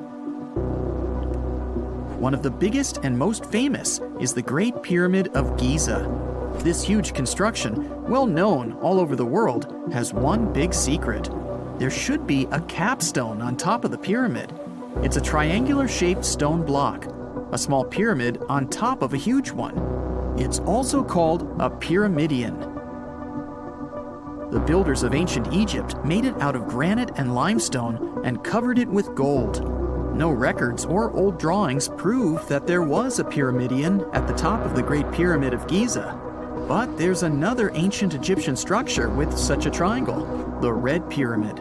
It was built before the Great One, and its capstone has survived to this day. Archaeologists have found and reconstructed it. But where could the capstone of the Great Pyramid be? It's a mystery that still has no answer. Some are sure that some thieves have stolen it from the top. Maybe they just climbed up and pushed the pyramidion down. It makes perfect sense. The capstone was probably the most valuable element of the pyramid. Many scientists and archaeologists still don't know its exact purpose. Some believe that this peak covered with gold glorified the pharaohs. The capstone reflected moonlight at night and illuminated the entire space around it. During the day, the capstone reflected sunlight with its shiny surface. You could have noticed it from afar. The top of the pyramid was a kind of guiding star for lost travelers. All other stone blocks of the pyramid consist of limestone. People polished them to make them look shiny. In the past, they were even glowing and reflected light. You could see glowing pyramids from space, although they looked like tiny lights. Over thousands of years, winds, sandstorms, and rains have changed the pyramid's appearance. If people had taken care of them all this time, they would have looked like something out of science fiction movies, or the pyramids from Las Vegas. But unfortunately, we will never see their original appearance. Some archaeologists and scientists believe that the capstone could absorb the sun's energy and distribute it evenly throughout the pyramid. No one knows precisely why the Egyptians needed this technology. There's a theory the pyramids are ancient energy systems. The pharaohs applied this energy to use some unique technologies that were more advanced than all the achievements of the 21st century. And the triangular shape of the pyramids was ideal for boosting this electromagnetic energy. In theory, solar radiation, or electromagnetic forces, accumulated at the top of the pyramid, filled the inner rooms, and then went down the walls to the base. Any surface distortion could prevent the flow from spreading, so they had to create a perfectly smooth surface. That's why they installed the blocks so that nobody could squeeze a needle or razor blade between them. Many people believe in this theory because they built the pyramids from limestone. This material can hold energy inside itself. In the inner part, they created granite deposits to cause air ionization, that is, to create an electric charge. They also dug channels under the pyramid for water to transmit electricity. And at the top, they put a gold capstone, the best conductor of electricity. So, this is how you get a great power generator. Different cultures used similar technologies to create electricity all over the world. But these are all theories. If it had been working, humanity would have used these technologies today. There are mentions of the metal industry, chemistry, engineering, physics, mathematics, and astronomy in some ancient records. Most scientists don't believe in all these things. We know the detailed stages of the technology's development in different cultures. In the 21st century, scientists, historians, and anthropologists can track the evolution of all modern devices. If people had created some technological inventions in ancient times, the history of the world would have looked different. Perhaps all the achievements of antiquity could have been wiped off the face of the earth by global cataclysms, and it can happen to us. Just imagine how people would dig up a laptop in 5,000 years. Perhaps they wouldn't understand what kind of device it is. Another Egyptian wonder surrounded by mystery is the statue of the Sphinx. The Egyptians carved it out of a single massive piece of limestone about 4.5 thousand years ago. But scientists still don't know the exact date of its construction or who built it. People painted the Sphinx in different colors, so it looked much brighter and more vivid in the distant past. It was shining just like the Great Pyramids. Anyway, time hasn't only changed its appearance, but its name too. Initially, the Egyptians called it Hora-Mekhet. The Greeks renamed it the Sphinx about a few hundred years after it had been built. The Sphinx emphasized the greatness of the rulers of Egypt. It also performed a symbolic function of a watchdog guarding the tomb of the pharaoh and the paths leading to it. This version sounds realistic, since archaeologists have discovered many secret entrances at the foot of the Sphinx. Perhaps these rooms and intricate tunnels lead to underground halls with treasures. And treasures don't always mean gold and jewelry. According to legends and theories, the Sphinx guards the Hall of Records, the storage of all humankind's knowledge. The information about the ancient mythical state of Atlantis could be there. You can find many detailed maps of the internal dungeons of the Sphinx on the internet. They show structures 12 stories deep under the statue. It looks like a small city filled with gold, scrolls of knowledge, and various ancient artifacts. But don't believe all these maps. These are just theories. Several thousand years have passed, but people have very little information about it. Archaeologists know that there are still many strange and exciting things about the Sphinx that are still undiscovered. Some locals are afraid to research because they believe they can awaken something terrible from the underground depths. Therefore, it's mostly scientists from other countries who conduct the excavations. In 1998, scientists discovered strange tunnels leading to empty rooms under the Sphinx. They realized that some people tried to get there through tunnels in the past, and maybe those people took all the treasures that were there. One of the legends says that some powerful artifact lays beneath the Sphinx. Its technology can change the whole world, but the locals are hiding it because it can damage the planet. Some believe that you can find evidence of unknown technologies painted on the granite walls in the pharaoh's tombs. But most likely, these paintings and signs tell us the myths and legends of ancient Egypt. But what if Egyptian symbols and drawings are detailed instructions for using ancient technologies? What if the locals that lived at that time thought, people in the future won't be able to get energy themselves. Let's leave some detailed instructions for them. Anyway, there are many riddles and theories. In reality, the search for answers is a dangerous undertaking, since it's not easy to get into the underground halls. Excavations can ruin the structure of the entire Sphinx. Any person inside the tunnels may get lost and never be able to find their way back. Besides, it costs a lot of money. Now, what would be awesome is if people could invent some device that could scan underground areas and show their detailed models. If someone finally invents time travel and you hop on a trip to the past, you won't recognize many of the things you know and love today. The Statue of Liberty and the Egyptian pyramids, some basic gadgets like the remote control and your laptop, and even the corn you have for lunch have all changed beyond recognition. When the pyramids were originally built in ancient Egypt and Giza and other places, they didn't look sandy brown at all. All of them were covered with white limestone. If you had seen them under the hot African sun, you'd have to look away. That's how smooth and shiny they were. Builders used around 6 million tons of this material for the Great Pyramid of Giza alone. It's the largest one you can still see on your trip to Egypt. The local rules were quite a thrifty crowd, and they reused some of the casing stones for other construction projects. A massive earthquake in the 14th century has also loosened some of the stones, so you won't see a lot of limestone, but some of it is still there, on top of the Pyramid of Khafre in Giza. It looks like it has a second peak on top of the first. In ancient times, all pyramids used to have capstones called pyramidions, covered in a mix of gold and silver.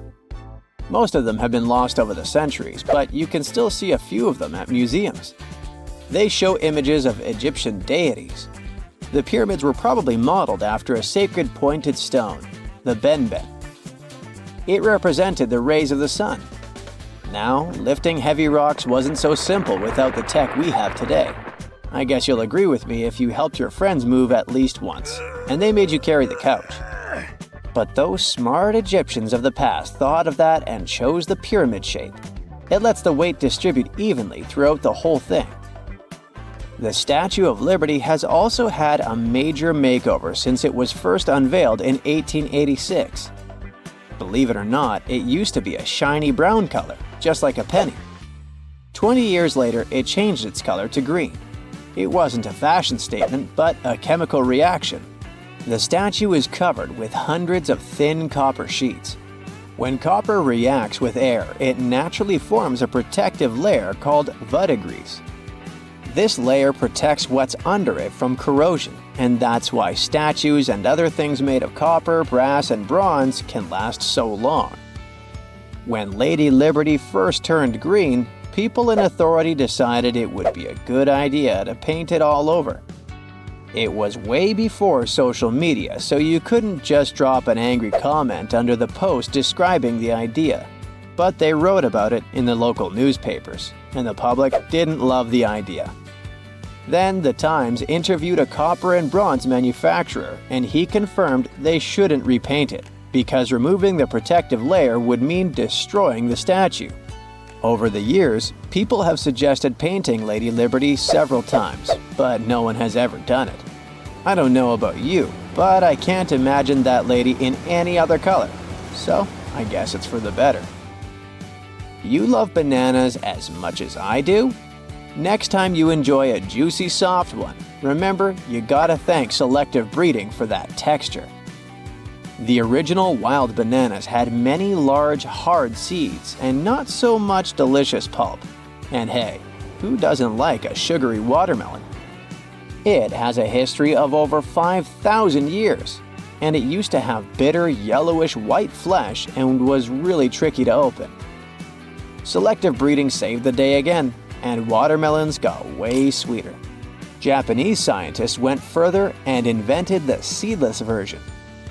Corn's grandmother is a Mexican grass called teosinte. The kernels in this grass were small and hard to get. Farmers from many thousands of years ago saved the seeds only of those plants that were larger or tastier, or with kernels that were easier to grind. Thanks, my friends, for giving us the corn that's edible and even delicious. And just imagine, wild avocados were so small that they could easily fit in the palm of your hand. The pit in them was so large you wouldn't find much edible material inside. They also had a much harder shell than the ones we're used to.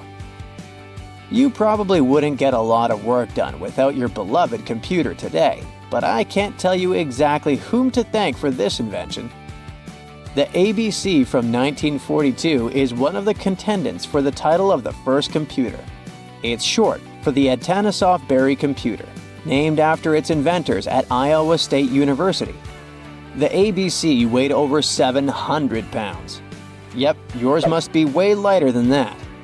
That big boy consisted of around 300 vacuum tubes and had a rotating drum, a little bigger than a paint can, and had small capacitors on it. A capacitor is a gadget that can store an electric charge, like a battery.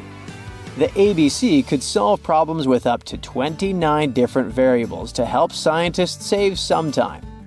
Like modern computers, it used binary digits, ones and zeros, to represent all numbers and data. Because of that, it was possible to do the calculations electronically. And now, my favorite part. The ABC finished one operation about every 15 seconds. Just for you to compare, it's millions of operations per second now. Unlike the tech we use today, the ABC did not have a changeable stored program, so the program could only do a single task at a time. An operator had to write down the intermediate answer and then dial that back into the computer. Sounds like another reason to be happy we live in the 21st century. That remote control you use for all sorts of appliances has gone a long way too. Nikola Tesla, who gave us alternating current, designed one of the first wireless remote controls back in 1898. He named his invention teleautomation and demonstrated it on a miniature boat controlled by radio waves. The boat had a little metal antenna attached to it. Tesla sent signals to the boat using a box with a lever and a telegraph key, which was his version of a remote control. Those signals set electrical contacts on the boat into motion and moved the rudder and the propeller, and Tesla was controlling the boat. The concept of the remote control soon spread to other gadgets. The first television remote control followed in 1950. It was designed by the Zenith Radio Corporation called LazyBone. Don't take it personally, please. This LazyBone had a massive cable that was attached to the TV set, and those who tried it didn't fall in love with the invention because they tripped over that cord. I feel your pain, my friends. If you live or work on one of the top floors, you gotta love this one. Meet the first passenger elevator. It traveled at the speed of 40 feet per minute. Not the fastest, I know, compared to today's record, which is 40 feet per second. But hey, it was built back in 1857 in New York and was more of a tourist attraction than a necessity. The elevator had a steam engine hidden in the basement of a 5-story building. 3 years later, they shut it down because the public didn't appreciate it. Otis Tufts filed the first patent for a vertical railway around the same time. His invention included an actual car with a bench inside for people to sit on. Sounds like a great spot to hang out with friends to me. What do you say? Then they started adding elevators to luxurious hotels around the world. They were entire rooms with a rich design, upholstered seats and mirrors on the walls, and sometimes even a small chandelier. There was an obligatory operator who'd close the door and the car would start its super slow ascent. It was still more about style than about speed, so I guess I'd choose the stairs. The majority of us have believed for a really long time that Stonehenge, one of the most iconic monuments in the world, was an ancient calendar because of its alignment with the summer and winter solstices. But no one could figure out how it really worked. Now, a team of researchers have come out with another study. It turns out that Stonehenge could have functioned like the solar calendar. It's a similar principle to the solar calendar ancient Egyptians used to have, the one based on a year composed of 365.25 days. Each of the stones from this big mysterious sarsen circle represented one day within a month. Sarsens are what we call these large boulders. It's actually a perpetual calendar, where people could track every winter solstice sunset. That way, those who lived near Stonehenge, which is today Wiltshire, UK, could keep track of the days and months of the year.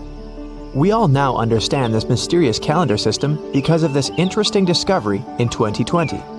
The team has identified the source of 50 of the 52 sarsens that make up the iconic stone circle we all know about. They analyzed the chemical composition of these sarsens and traced their origins to the West Woods in Wiltshire, which is about 15 miles away from the monument.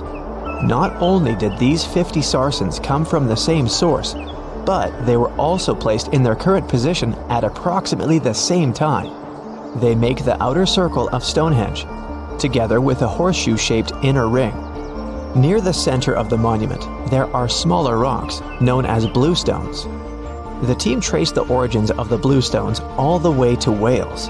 They also discovered that the sarsens share a common chemistry, over 99% silica with trace elements. Two sarsens were different from each other and also different from the main cluster. These sarsens were arranged in 3 different formations at Stonehenge.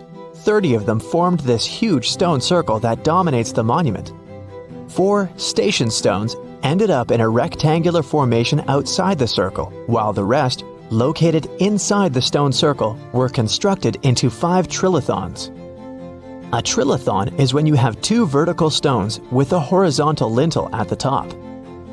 30, 5, and 4 are pretty interesting numbers in the context of this calendar system.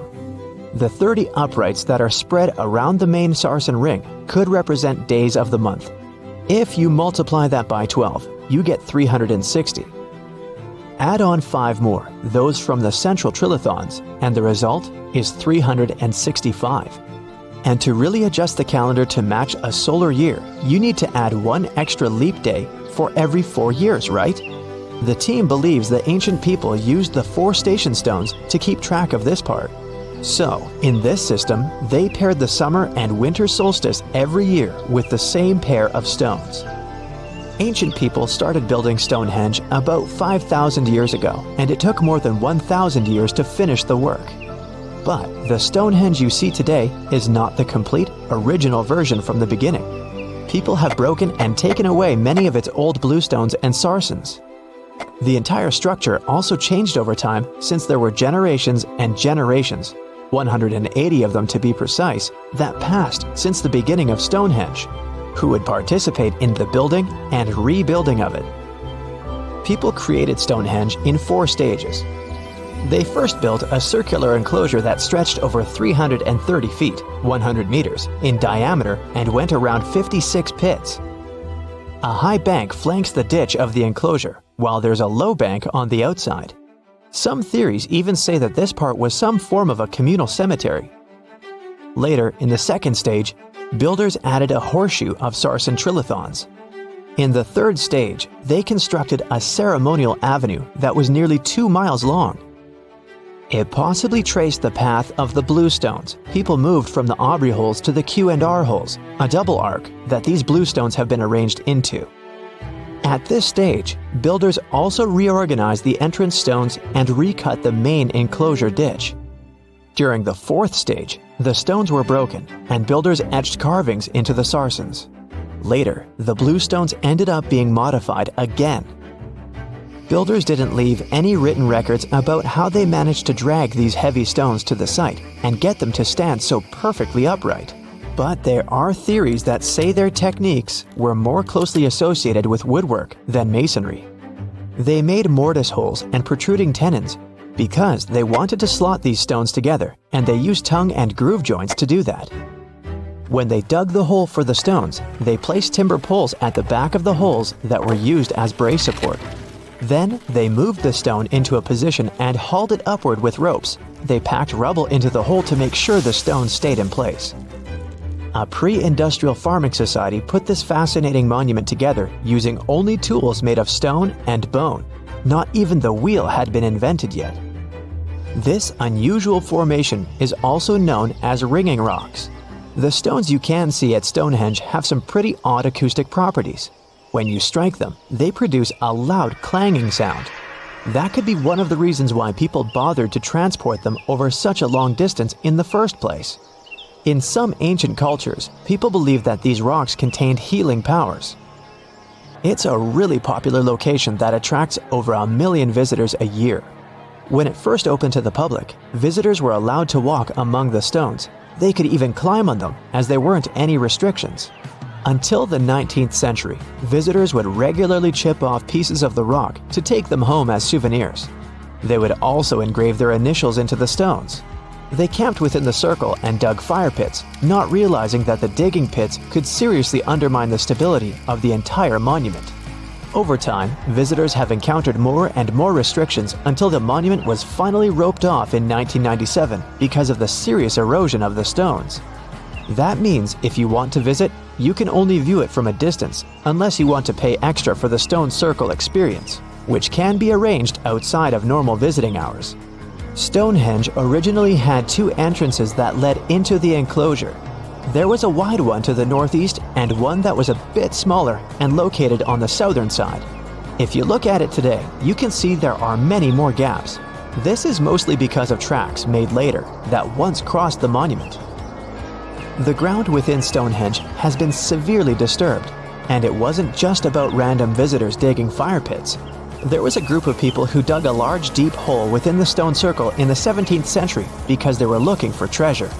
Then there was Charles Darwin, who also did some digging because he was studying earthworms in the area. He wanted to know how these worms could impact objects in the soil over time. He observed how a fallen stone there had sunk deeper into the ground and realized it was happening because of the activities of these tiny creatures who churned through the soil all the time.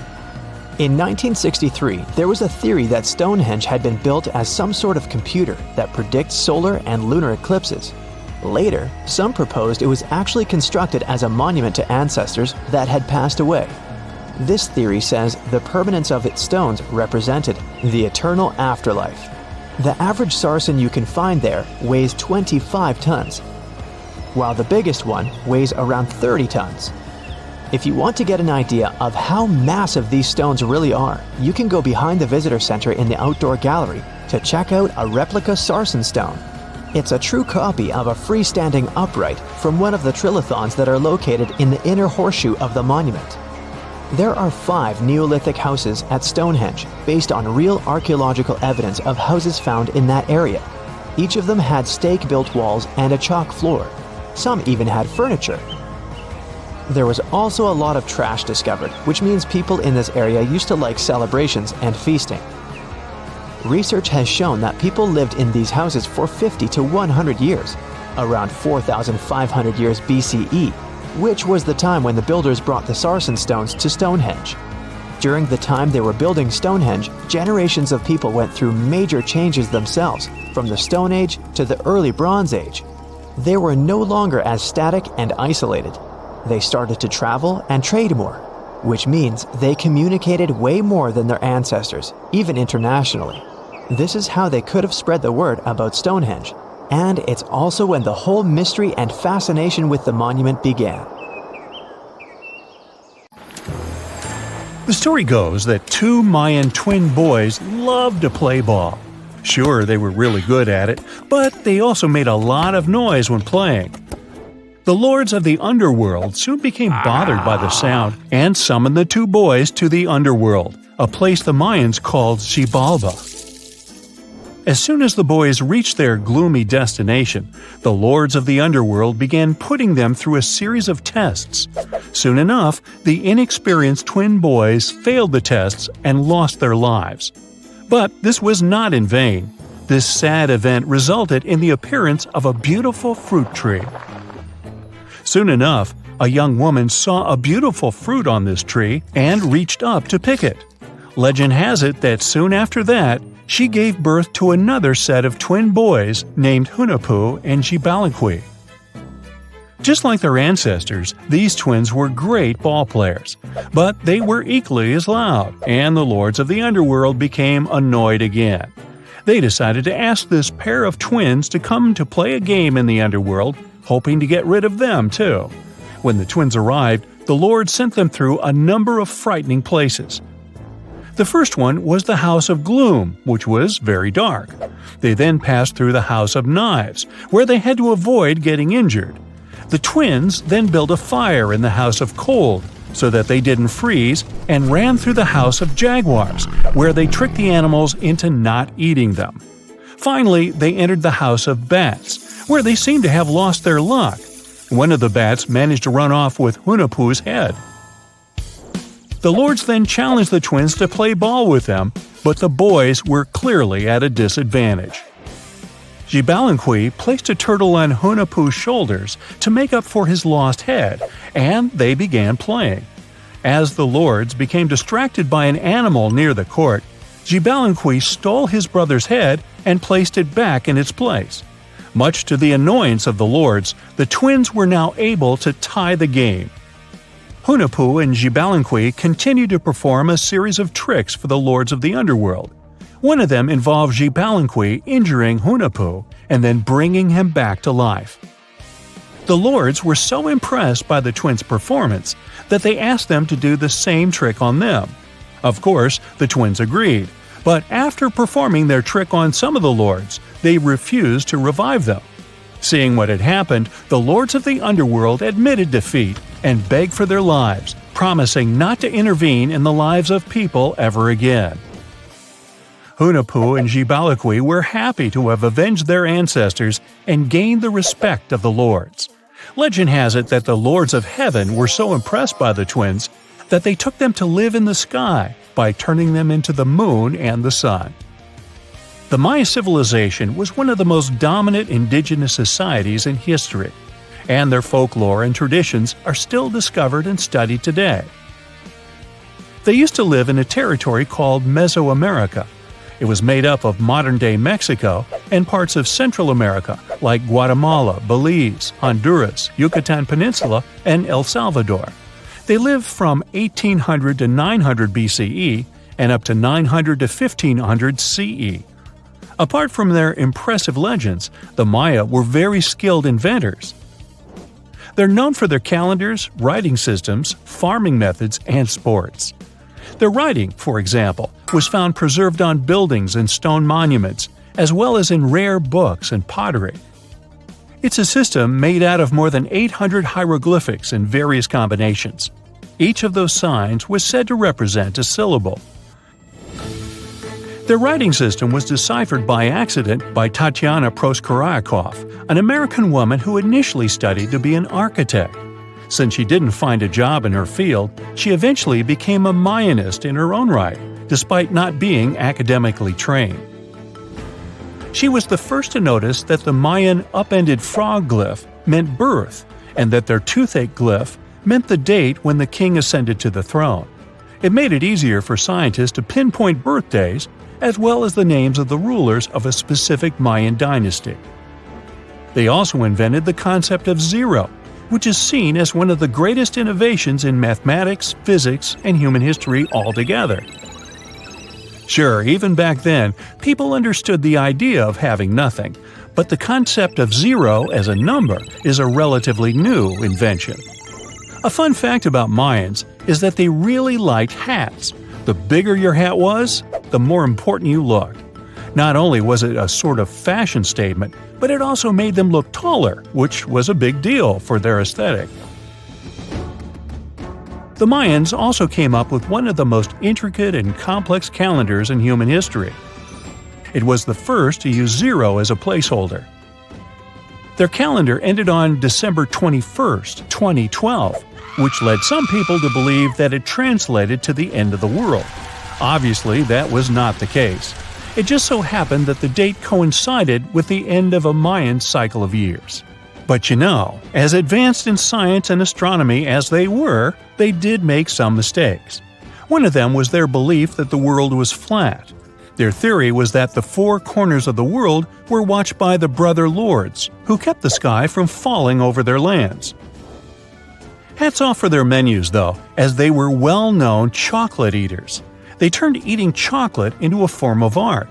The drink they made wasn't really like the hot chocolate we enjoy today, though. The recipe included mixing cacao with water, honey, chili pepper, cornmeal, and other ingredients to make a foamy, spicy drink. The ritual of drinking cacao was a crucial part of their celebrations. We're not done discovering all the amazing parts of their architecture and civilization.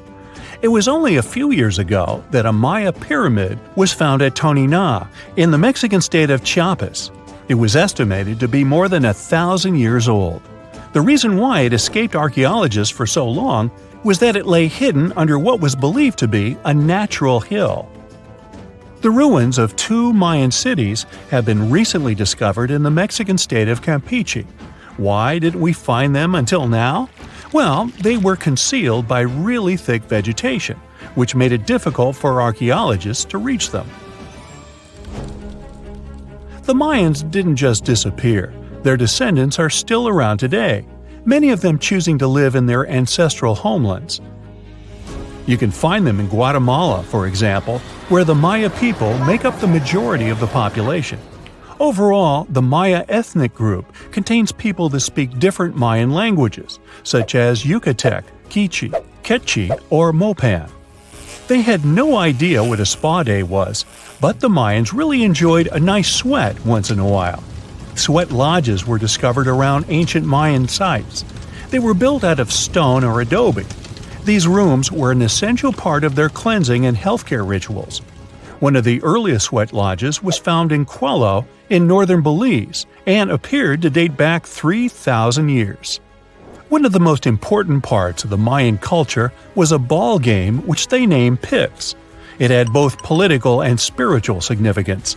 We can see ball courts at important parts of Mayan archaeological sites. The main goal of the game was to pass a rubber ball through a very high stone hoop without using your hands. Basically, it was a combination of soccer and basketball. However, it could have serious consequences. The loser could, at times, even lose his own life. Ooh, high stakes indeed. Because of this game and the need for bouncy balls, the Mayan people were some of the first cultures to use rubber. They made it using natural latex.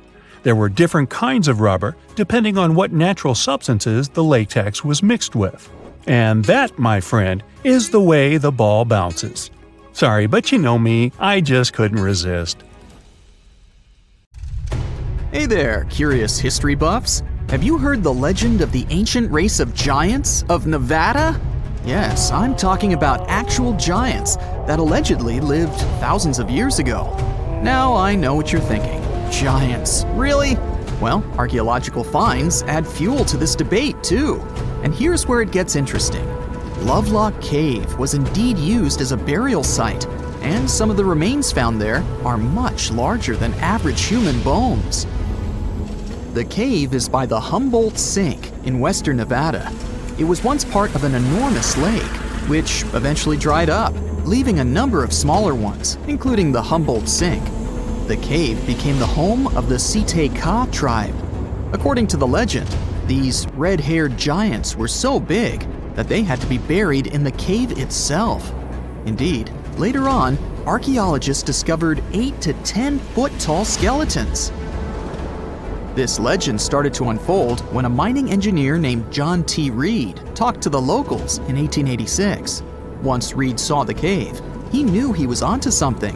The news spread soon, but the cave was attracting another type of attention too. The deposits of a fertilizer known as guano were discovered inside the cave. So a mining company began excavating the precious resource in 1911 and soon shipped more than 250 tons of the fertilizer to San Francisco. Unfortunately, some of the human remains and artifacts were neglected and lost in the mining process. This led to an official excavation in 1912 and 1924. After the top layer of guano had been mined, strange objects started to surface. Around the area, the earliest evidence of human habitation dates back about 4,000 years. The Lovelock culture lasted for some 3,000 years, and they left us with 10,000 stunning artifacts. The pits in the cave were like a series of time capsules hidden at different depths. Archaeologists determined the age of each pit by its depth. It turns out that many different groups used the cave for storage over a really long time, and the things they stored there give us a really cool glimpse into their cultures. It's like a giant ancient storage unit full of hidden treasures. What have the researchers found besides the giant bones, you might ask? Some other bodies were mummified using a method similar to the one applied by ancient Egyptians. These remains also had something in common with the bodies discovered as far south as Lake Titicaca. Both mummies had some red hair. Yet, there are scientists who believe this reddish hue is the result of the interaction with the environment in which the bodies stayed. So, while the story of the red-haired giants may be a wild and intriguing tale, not everyone is convinced. Some experts believe that the bones found in Lovelock Cave are simply the remains of prehistoric animals, like mammoths or sloths. But others insist that there's something more to the story. Other relics, such as finely crafted baskets and exquisite duck decoys made from tule fibers, were also found there. In any case, this cave is worth the attention it gets. By the way, you can still visit this cave today and see the pits of different depths with your own eyes. But let me tell you one thing. It's in a hot, dry, and isolated place. Archaeologists have made another discovery that seems to be straight out of a legend. They think they found the palace of the one and only Odysseus, who was the legendary Greek king of Ithaca and the hero of Homer's epic poem. Move over, Indiana Jones. We've got some real-life adventure happening here from around 1300 BCE. Apparently, this is the only palace mentioned in Homer's epic poems that hasn't been found. The excavations have been made on the Ionian Islands, and the view from the ruins found on the island of Ithaca are exactly as described in the Odyssey, says the professor who led the excavation team. Known to the ancient Romans as Ulysses, the Greek hero took 10 years to return home to Ithaca after the fall of Troy. For many years, Homer's other epic, called the Iliad, which tells the story of the protracted siege of Troy by the Greeks, was regarded as a myth too. But then, in the 1870s, Troy was rediscovered in modern-day Turkey's Çanakkale city. So, if they found Troy, who's to say they couldn't find Odysseus's home? the researchers were following Homer's words as a roadmap. The excavation site has a building complex with 2 levels. It has important finds, such as storerooms and workshops, a complicated drainage system, and fragments of pottery. It also has a well from the 8th century BCE, which is around the time when Odysseus is believed to have been the king. Yet, not everyone is convinced that the team has actually discovered the home of Odysseus. A British researcher named Robert Biddlestone insists that Homer's description of ancient Ithaca isn't very similar to the island that now has its name, and that Odysseus's kingdom was actually on the Isle of Cephalonia. However, Italian archaeologist Adriano La Regina might have a more realistic approach to this debate. He says that whether this find has a connection to Ulysses or not, what's more important is the discovery of this royal palace. Once upon a time, in a land far away, the Klamath Indians spread a legend about the creation of Crater Lake. Okay, maybe this land is not that far away, and it still exists. You can find it in south central Oregon, in the western United States. Anyway, the legend has it that this lake was formed in a vicious battle between 2 volcanoes, Mount Mazama and Mount Shasta. Then the spirits of Earth and the sky, which are Lao, who ruled the below world, and Skell, the chief of the above world, joined the fight. It turned into a geological drama. During the battle, darkness veiled the land. The fight was over when Mount Mazama collapsed and sent Lao back into the underworld. Then the rain filled the pit and created a lake in the place where the mountain had once stood. Flash forward to our time. Scientists have discovered that Mount Mazama did erupt 7,700 years ago. Artifacts found in the area prove that the legend indeed contains some details about the explosion. The tale says that red-hot rocks were flying through the sky. This happened during the volcanic eruption that caused the mountain to collapse. This created the volcanic caldera, which later on got filled with water. What makes this legend came true story unusual is how long it has existed. According to researchers, these types of verbal stories lose their credibility within 600 to 700 years. That's why the legend about the creation of Crater Lake is so unique. So many generations, for hundreds of years, have been accurately passing down the information. This volcanic crater lake is now in a national park. It's famous for its deep blue color. The water in it is extremely clear. If you visit it today, the water you'll see won't be the same as for someone who will visit the place 250 years later. Because there are no rivers flowing into or out of the lake, the existing water evaporates and the lake gets filled again by rain and snowfall. Basically, every 250 years, the water is replaced. Plus, this lake is almost 2,000 feet deep, which makes it the deepest lake in the United States. Swimming is okay in the lake, but there's only one legal and safe trail to get to the shore. There are other activities, such as fishing and boat tours. Shared human experiences, such as birth, marriage, and aging, may explain why certain tales are shared globally. Similar struggles and obstacles faced by humans around the world generate similar themes in traditional stories about love, parenting, and mortality. So, do you have legends or tales you've heard of from your grandparents? Who knows? Maybe your ancestors too witnessed a cool historical event. So what comes to your mind when you hear the word Antarctica? Most likely, cold, snow, ice, and penguins. Yet, this is one of the least explored regions in the world that hides many strange and unique things. Check them out. You don't have to go to Antarctica to see this weird thing. All you need to do is open Google Earth and move to one of the southernmost islands of Antarctica, King George Island. Recently, internet users have noticed a large and pretty strange cave entrance there. Where does this wide, dark passage lead? People started making suggestions. It's the entrance to a secret base or some laboratory. This is the part of the spaceship that crashed there thousands of years ago. This is the door to the ancient city of Antarctica. Perhaps there's a giant rock mountain with an ancient cave beneath all this snow and ice. Well, there's some ideas. Users have calculated the approximate dimensions of this cave. It might be about 74 feet high and 250 feet wide. You could hide a Boeing passenger jet in there. Nature probably created this entrance. This is a logical explanation, but there are two strange factors. First, take a look at the foot of the mountain.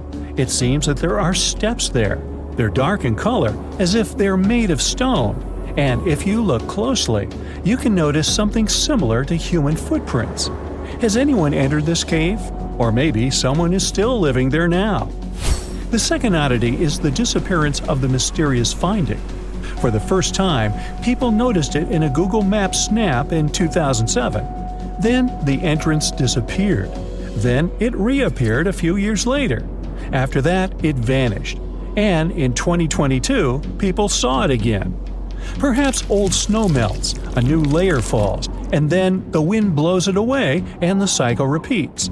But the alleged steps leading deep into the cave make one doubt the natural origin of this tunnel. You can easily find the coordinates on the internet and visit the cave via Google Earth. You might see something there and tell the world. There's another strange thing people discovered with the help of Google Earth.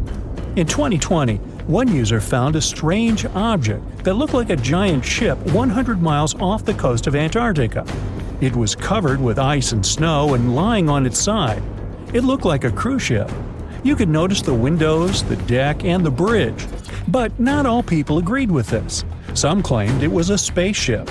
Others said it was some kind of secret building. The user who first noticed the ship stated that its size was about 400 feet, which is the perfect length for a passenger vessel. But what is this ship doing in such a remote place in the middle of a glacier? How did it get here? Who was its captain? No one has found the answers to these questions yet. In 2016, people using Google Earth discovered a photo of an unknown sea monster floating off the coast of Antarctica. This creature resembled a giant squid with a length of about 200 feet. This is slightly shorter than 3 train cars.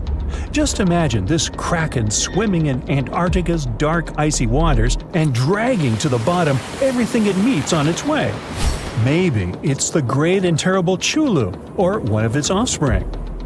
You will quickly notice this blood-red waterfall among Antarctica's endless, dazzling white landscapes. Don't worry, it's not blood. For many centuries, the waterfall has been painting snow in a bright red color. The stream flows straight out of a white iceberg. Let's look inside and find out what's happening there. Millions of years ago, there was a small crystal-clear pond, but then a glacier formed around it. A thick layer of ice and snow blocked sunlight, heat, and oxygen access. For millennia, the reservoir remained in this cold vacuum. But at one point, the water made a hole in the icy wall and broke out. When this salty water comes into contact with oxygen, it immediately turns scarlet or rusty. Antarctica is the only place where you can find such a unique natural phenomenon. One of the driest places on Earth is located in Antarctica. It's one of the most lifeless deserts in the world, the McMurdo Dry Valleys. In this desert, you won't see the scorching sun, hot sand, and cacti. A desert means a place with a lack of precipitation and life. The McMurdo Dry Valleys meet these parameters. But this place is also unique for Antarctica, since you won't find glaciers there. Despite the frost, ice can't form in the desert because it hasn't rained for millions of years there. It also never snows.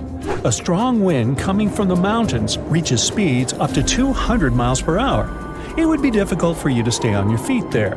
The wind is filled with moisture. It heats up and evaporates all the liquid and snow in the desert because of its high speed. Only dry air reaches the ground. But you can find several lakes there. They don't freeze, only thanks to the high concentration of salt. The water is so salty that large life forms can't develop there. But scientists have found microscopic organisms near the lakes. 20 million years ago, Antarctica was filled with swamps and trees and swarming with insects and animals. But now, it resembles the surface of Mars, literally. Scientists and astronauts are exploring such regions as the McMurdo Dry Valleys, since the natural conditions there are similar to those on the Red Planet. So, before you go to Mars, you can practice living in similar places on Earth. Also, scientists discovered an underwater world in the Antarctic filled with hundreds of amphipods, crustacean animals similar to shrimp. Wait a minute, it happened in the Antarctic? But the McMurdo Dry Valleys are located in Antarctica. Well, the words are very similar, but what is the difference? Oh, and don't forget the Arctic. The Antarctic is the region in the southernmost part of Earth that houses the continent of Antarctica, and the Arctic is another land altogether. They have the same natural conditions, frost, ice, and snow, but they're located in different parts of the planet. The Arctic is at the North Pole, Antarctica is at the South Pole. Now, back to the discovery. Scientists put forward theories that the ice of the Antarctic hides a vast network of freshwater rivers and lakes. And in 2022, they found a new ecosystem. Researchers explored the Antarctic Ross Ice Shelf and its underwater rivers. This is a massive piece of ice floating in the ocean. A team from New Zealand used a special drilling rig equipped with a hot water supply to drill a hole 1,640 feet deep. That's more than the height of the Empire State Building. Then, they lowered some video cameras and saw thousands of crustaceans swimming in different directions. So it seems they're very unorganized. In the waters of the Antarctic, you can also meet some of the scariest creatures on the planet.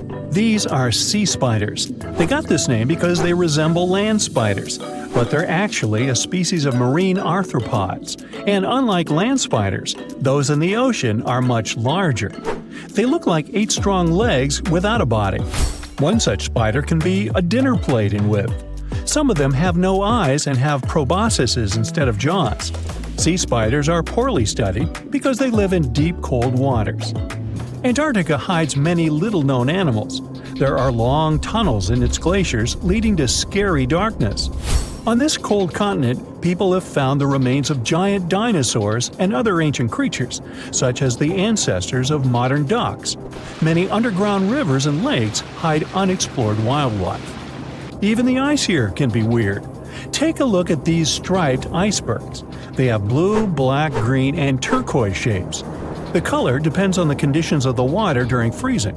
For example, green lines appear because of algae, blue ones form when the water freezes too quickly. Okay, I'm freezing. Time to go thaw somewhere warmer. Hawaii. Yeah. The conditions on this mysterious island might teach us how we can live on Mars one day. Devon Island is, to this day, the largest uninhabited island on our planet. It's located in the Canadian Arctic archipelago, and it's easy to see why people find it impossible to make a home here.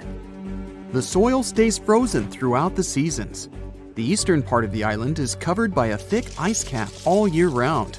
Summers here last for less than 50 days, and by summer, I mean that the ground is snow-free and the temperatures are slightly over 46 degrees Fahrenheit.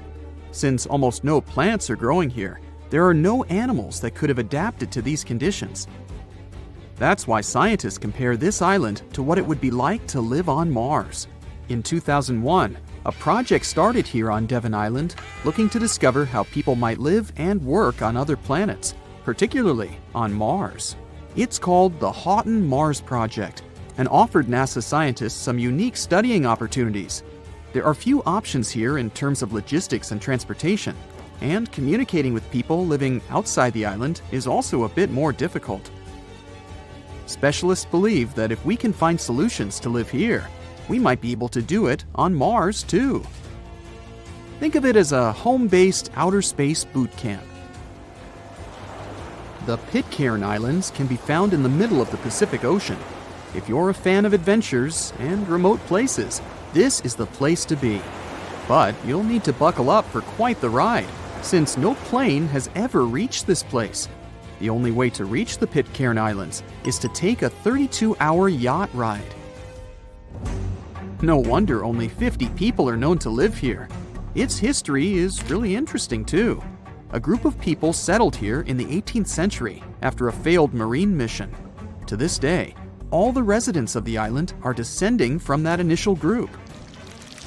Life's not easy here though. If they need to see a doctor, for example, they need to travel either to the island of Fiji or to New Zealand.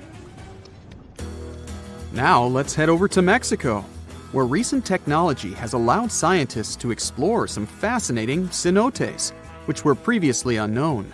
Cenotes are also called sinkholes and allow us to see subterranean water bodies. A team of archaeologists, cave divers, underwater photographers, and biologists came together to explore and document the extensive network of sinkholes located in the Yucatan Peninsula. One of the hotspots is located under the main pyramid at the Chichen Itza archaeological site. In total, scientists are looking to explore about 6,000 cenotes stretched across this whole region.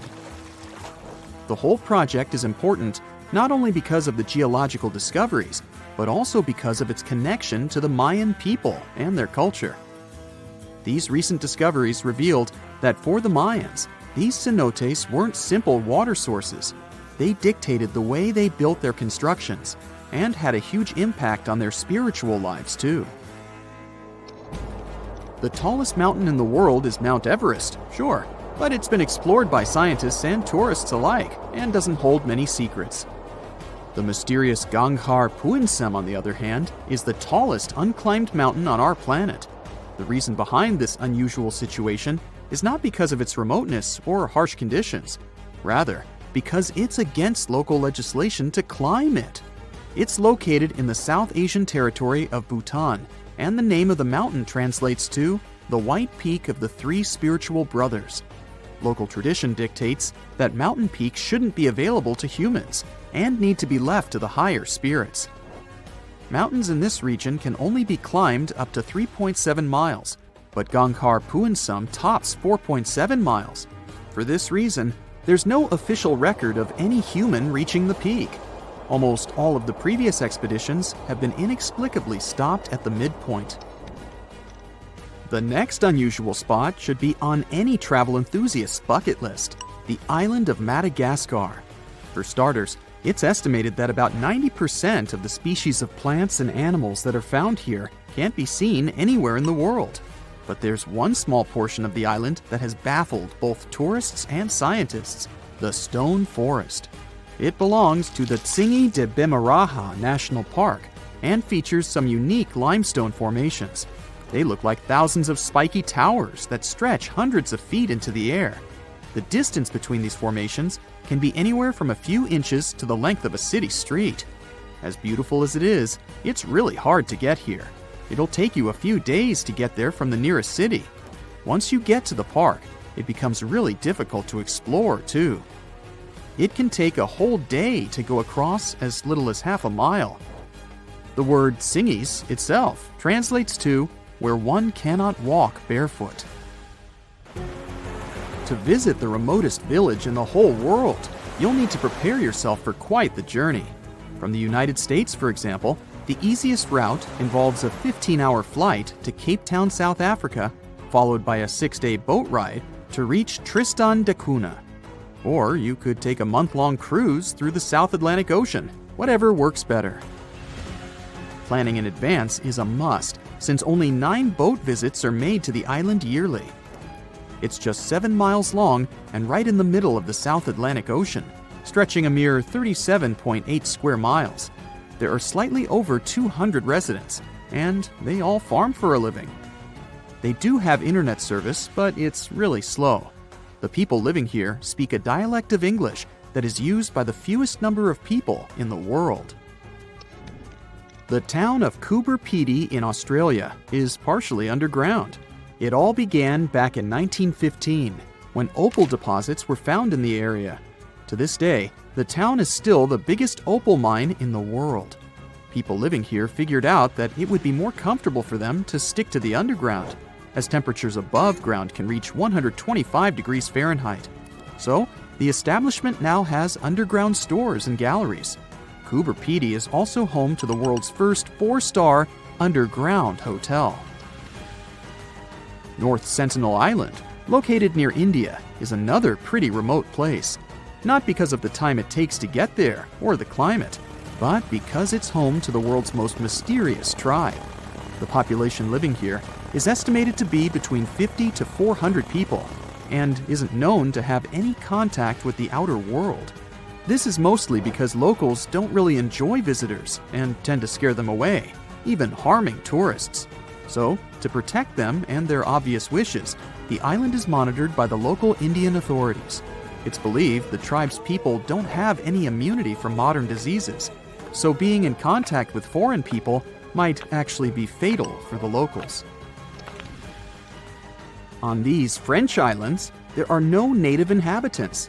The Kerguelen Islands are part of the Antarctic lands and are home to just scientists that visit on rotation.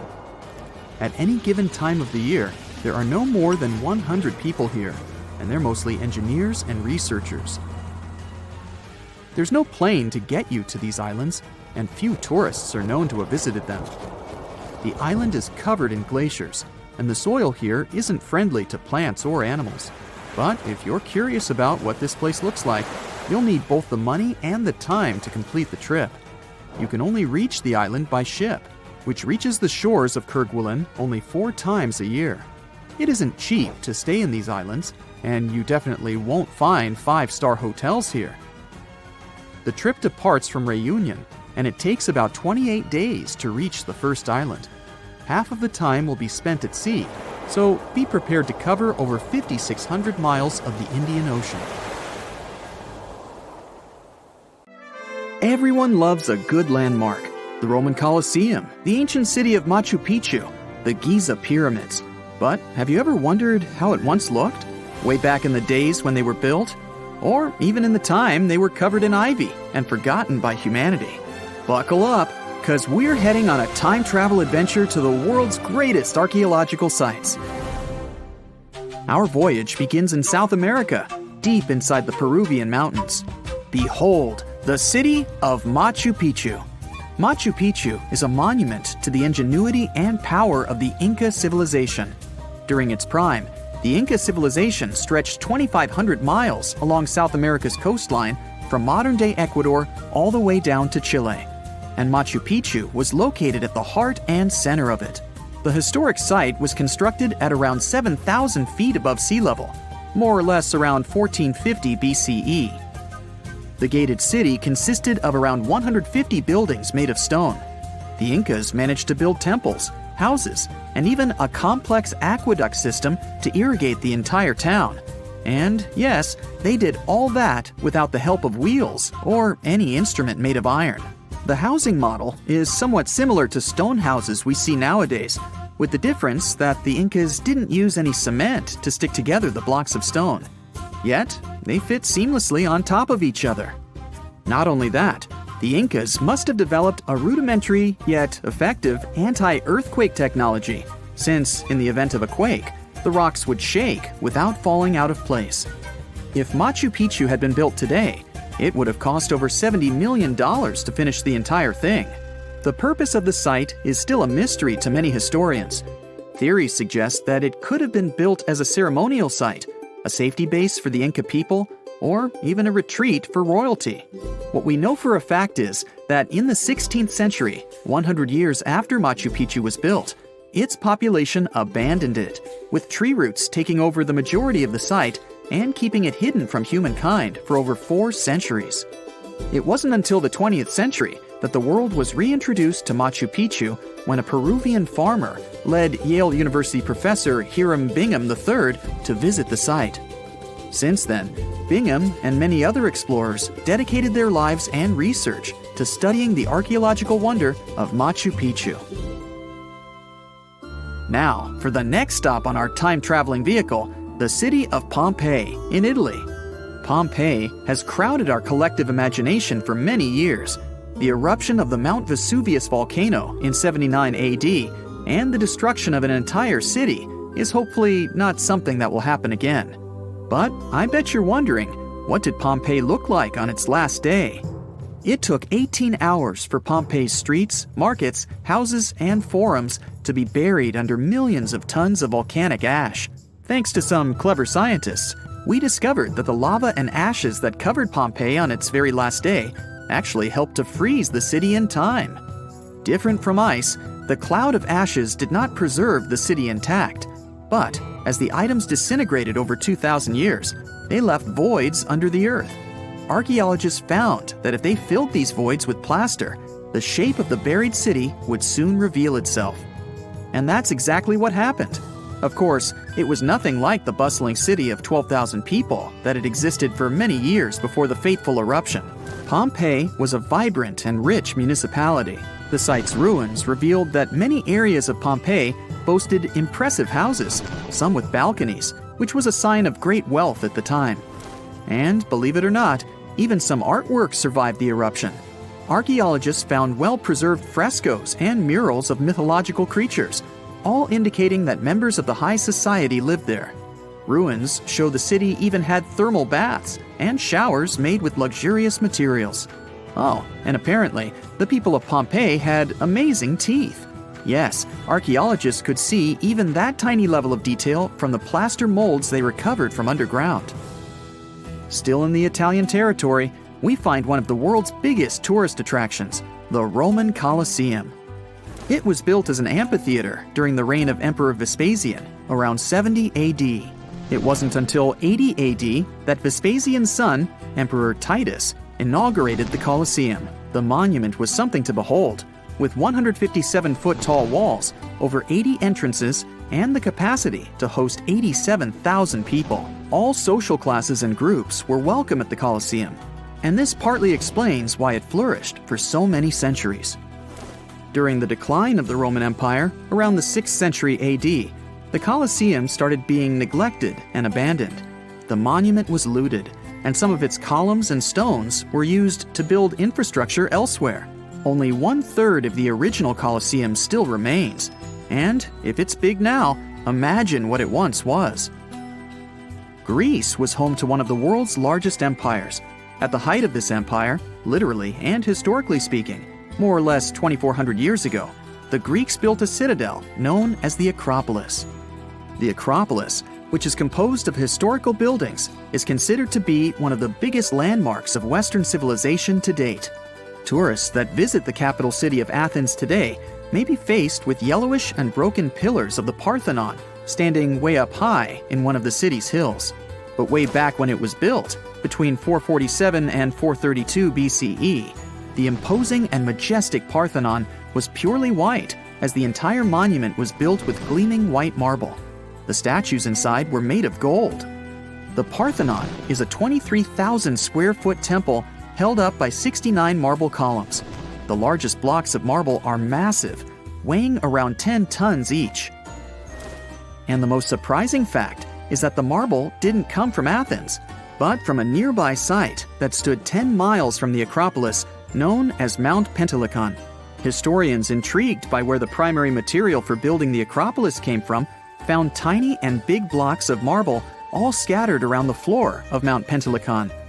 There was also a paved road that the Greeks had built to carry the rocks around. But perhaps the most impacting monument of all times is located at the heart of the Middle East, outside the Egyptian city of Cairo.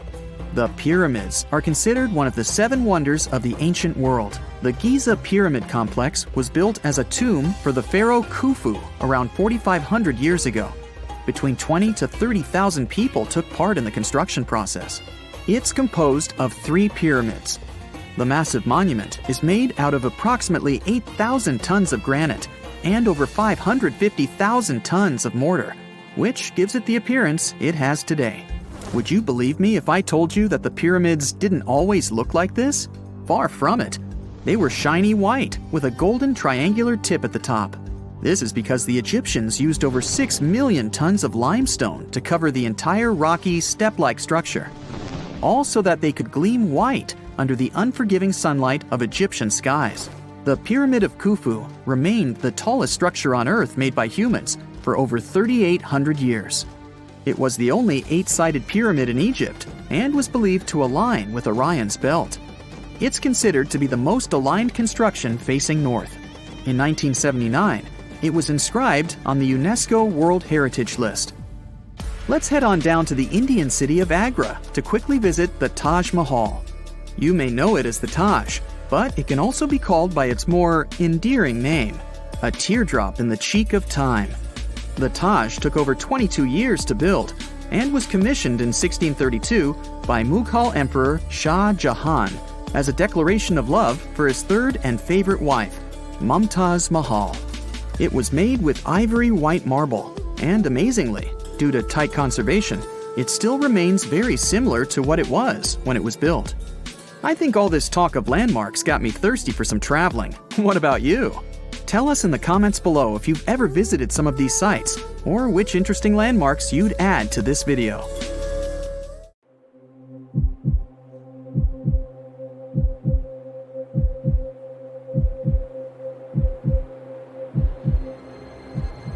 Leave it to people wandering on Google Earth to stumble upon the world's newest and weirdest places ever. Like this mysterious pyramid discovered in Antarctica. Soon enough, the internet blew up with all sorts of theories regarding this unusual shape. Could it be a sign from a different life form? Is this pyramid indeed natural, or is it man-made? For starters, it's not the first time we've discovered a pyramid in the Antarctic. The first one was observed by the British Antarctic expedition in the 1910s and kept secret for a long time. Its discovery being kept hidden only added to the mystery. A second such structure was discovered in 2016, which further increased the interest in the matter. The mystery was soon enough deciphered by scientists. These formations are just mountains. They're located near the Ellsworth Mountains, a range over 250 miles long, so they're just mountain peaks that have broken through the ice sheet. As for their particular shape, it's just a coincidence. Pyramids are found throughout nature. The Matterhorn in the Alps and Mount Ballenstinder in Iceland, for example, are quite similar in terms of shape. As for the official name of these peaks, they're called nunataks, or peaks of rock peeking through a glacier or an ice sheet. Antarctica has way more incredible features, like the fact that it's home of 60 to 90% of the world's fresh water. That's because its ice sheet is the biggest on our planet, stretching across 5.4 million square miles. I'll spare you the calculations, but that leaves only 1% of the continent ice-free. Antarctica's ice reaches 2.7 miles thick at its deepest point, meaning half the height of Mount Everest. Should it ever melt completely, our sea levels would rise to roughly 200 feet. It wasn't always this cold though. At some point in our planet's history, Antarctica had some average temperatures as the city of Melbourne has today. It took a lot of research, but scientists figured out that Antarctica's temperatures could have reached up to 62.6 degrees Fahrenheit. Sure, that was 40 to 50 million years ago, but if you think about it, it was at the same time when dinosaurs roamed our Earth. Time is also different on this icy continent.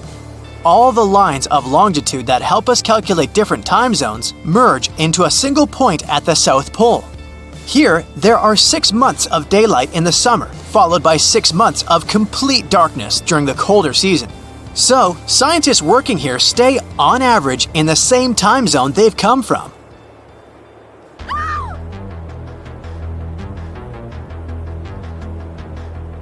The Blood Falls aren't a chapter of a thriller movie. They are merely a series of waterfalls located in one of the driest regions of Antarctica. They emerge from an underground lake filled with a special type of bacteria. These little organisms use sulfates as fuel instead of sugars, which makes them very intriguing for scientists. The water contained in this lake is so full of iron that it basically just rusts when it meets air. So, the reddish color of the waterfall also gives it its trademark name. The megalodon was the largest predator ever known in our planet's history. In terms of its location, the megalodon lived practically in all waters on our globe, except near the poles. The reason why there are no megalodon teeth found in Antarctica is probably because the gigantic creature was adapted to only warm tropical and subtropical waters. If you plan to visit Antarctica by boat someday, just know you might not get there on a non-metallic boat. The hull of your transportation device must be made of either steel or aluminum to withstand the harsh weather conditions here. Antarctica isn't home to a lot of bugs. In fact, there is only one true species of insect that calls this place home. It's a wingless midge called Belgica antarctica. This fly is so tiny that it only reaches 0.08 to 0.23 inches long, but it's still the Antarctic's largest terrestrial animal. A lot of Antarctic fish also come with an antifreeze substance in their blood. They don't necessarily need it for protection against the cold temperature, but mostly against touching ice. These antifreezes are made up of large glycoprotein molecules. They surround any small ice crystals that may form, making sure they don't spread through the animal's tissues, which could cause a lot of damage. They also create a sort of small pillow blocking the sharp ice crystals, so they're less likely to cause any pain. It also doesn't rain a lot here on this icy continent, but one amazing meteorological quirk of Antarctica is that it's full of diamond dust.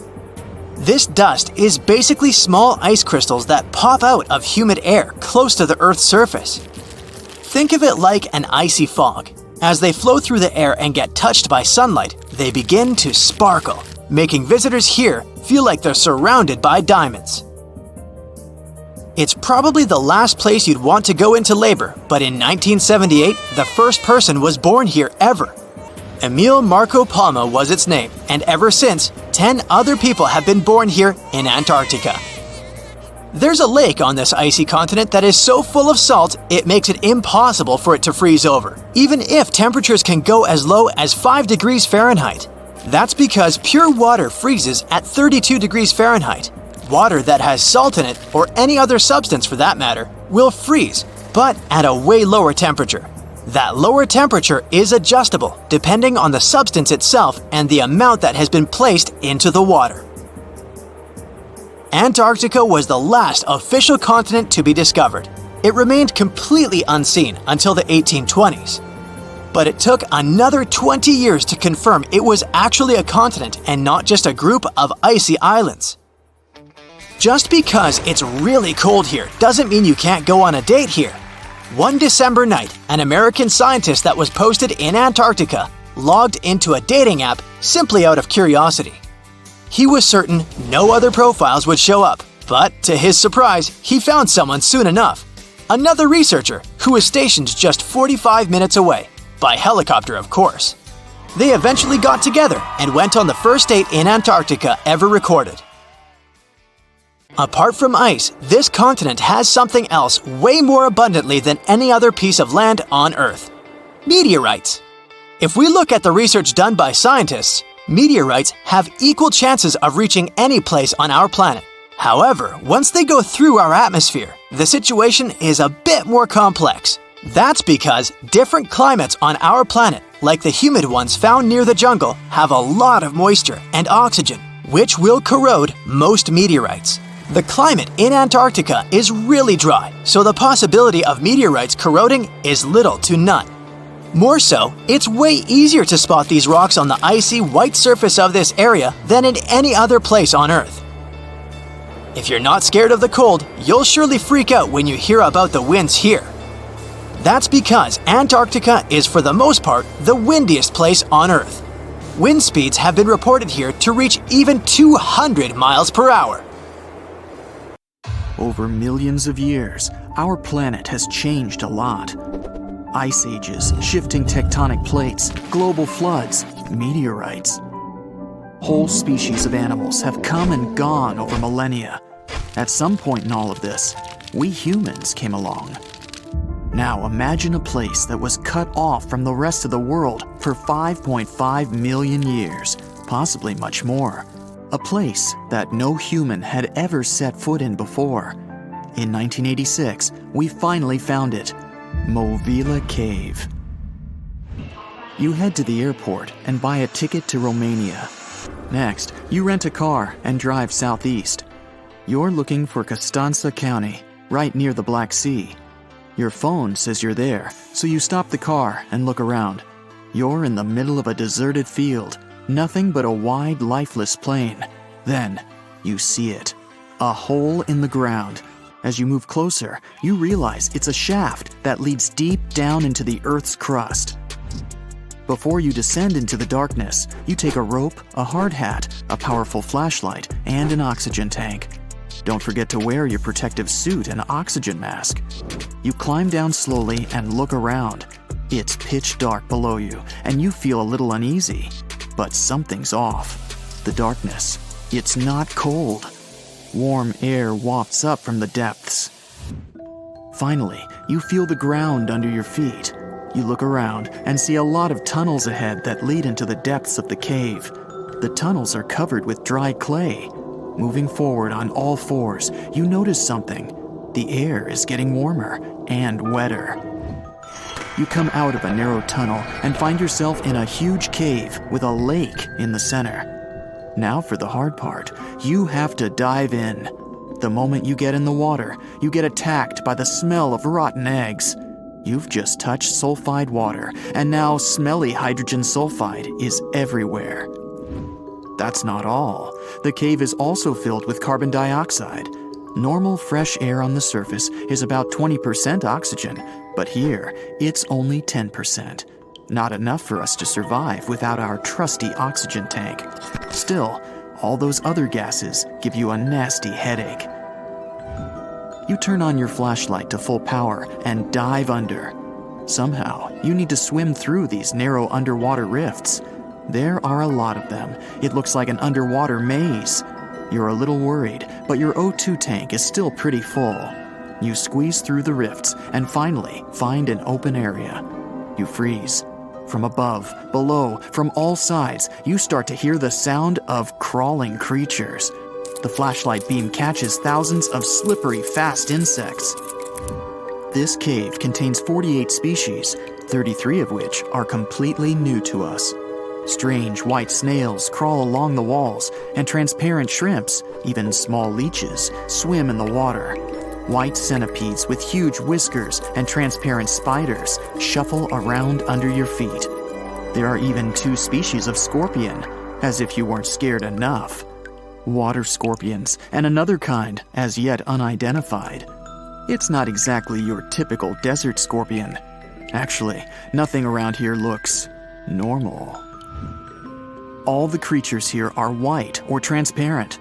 They don't have eyes, just long legs and whisker antennas that help them navigate in the watery darkness. It's a sci-fi director's paradise. You couldn't make this stuff up. The deeper you go into the cave, the less oxygen there is. Amazingly, there are even more small monsters running around. The air is all methane and carbon dioxide. These bizarre little things have never seen the sun, never been out of this cave. The spiders, scorpions, and leeches get hungry, right? They feed on smaller creatures, snails and worms. But what do the smallest creatures eat? Just then, you notice something very strange on the surface of the water. There's a gross white substance that looks like foam. You touch it carefully. It's like wet toilet paper, and it tears as soon as you touch it. But it's not foam or paper. It's billions of living organisms, bacteria, called autotrophs. These bacteria make food from carbon dioxide, but they don't make it from the air like plants or trees. They use water. It's called chemosynthesis.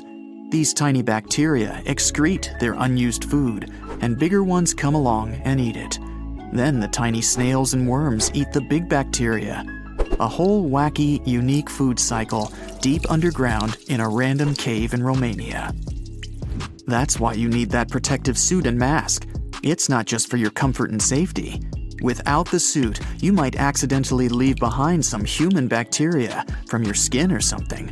It could ruin the delicate balance of life in this underwater world.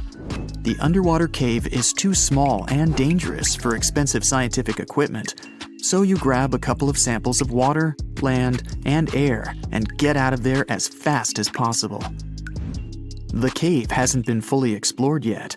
The Romanian authorities don't allow just anyone to scuba dive on down there. Let's see in a few years. Who knows what else they'll find?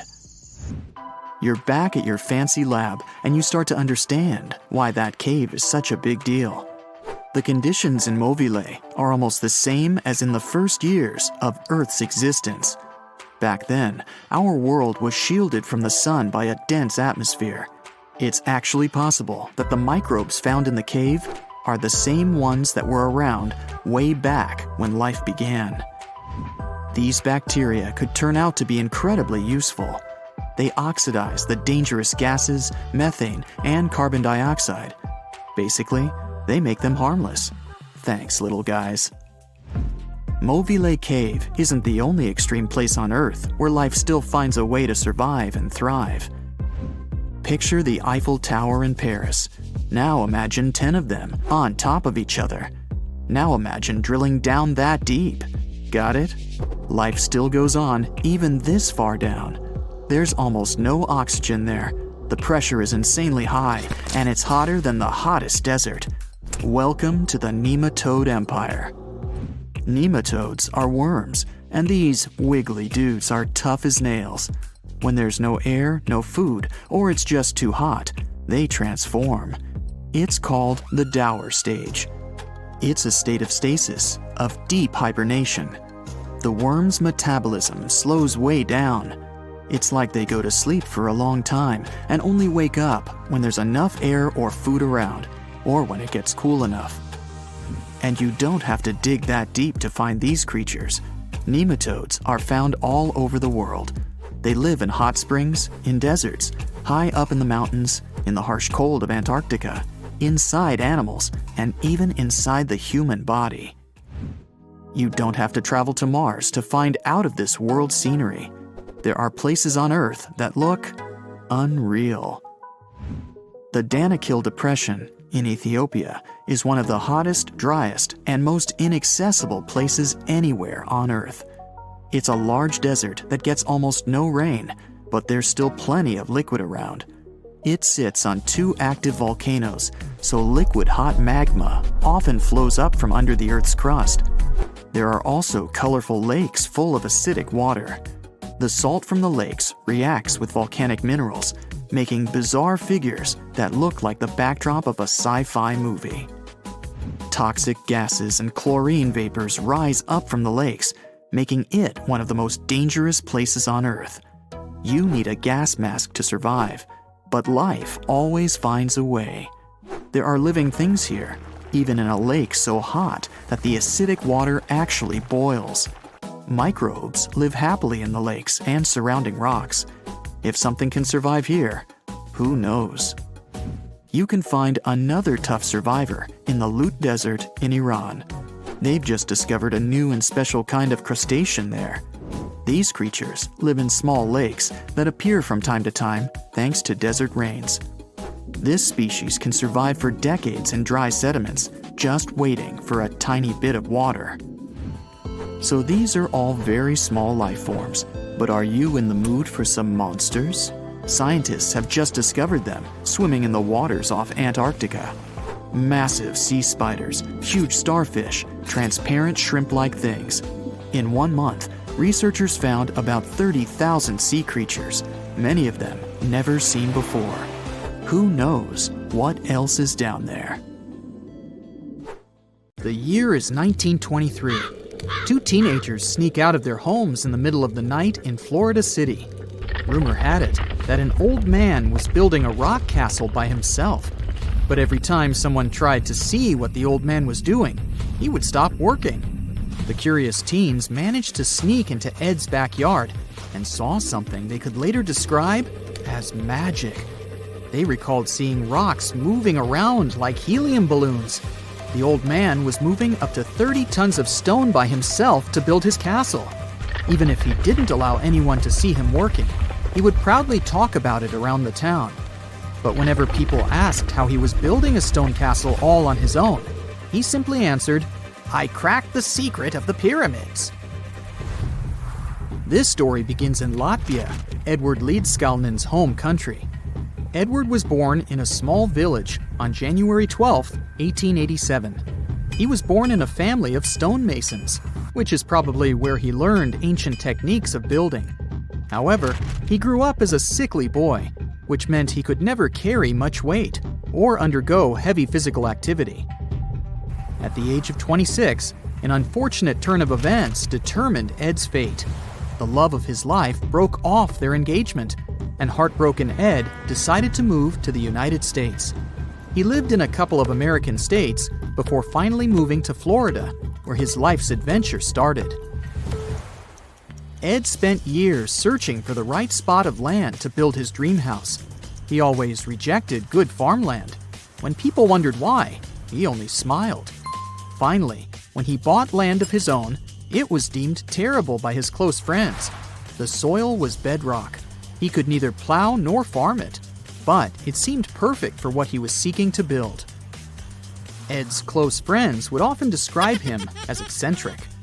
When asked why he wanted to build a house, he would only say, "It's for my sweet 16. Someday she's coming back." Then, he changed the topic of the conversation. It took Ed about 30 years to finish Coral Castle, and he did it all by himself. He would only work under the cloak of night and never let anyone see what he was doing. The completed Coral Castle embodies a number of unsolved mysteries. If you were to visit the site back then, you'd have to go through a 9-ton, 8-foot-tall revolving gate door that even a kid could push with just one finger. Ed was so proud of this door that he originally named the site Rock Gate Park. It was renamed Coral Castle only much later, after Ed's passing. Once inside, visitors would access the incredible wonders of Ed's constructions: towers, mystic symbols, furniture, and swing sets, all made entirely of monolithic blocks of stone. The stones are set on top of each other, using only their weight to keep them together. And believe it or not, the entire park gathers around 1,100 tons of stone. Today, if you visit Ed's living quarters, you'll even see the simple instruments he used to construct all of this: chisels, hammers, ropes, and pulleys. The type of work he did is difficult even with modern-day equipment, let alone without it. Coral Castle's main mystery lies in how Ed managed to do it. The only photograph of Ed Leedskalnin at work shows a simple leverage structure of a chain hoist attached to a wooden tripod. The tripod was made of old telephone poles with a small wooden box on top. What was in the box is, of course, a mystery.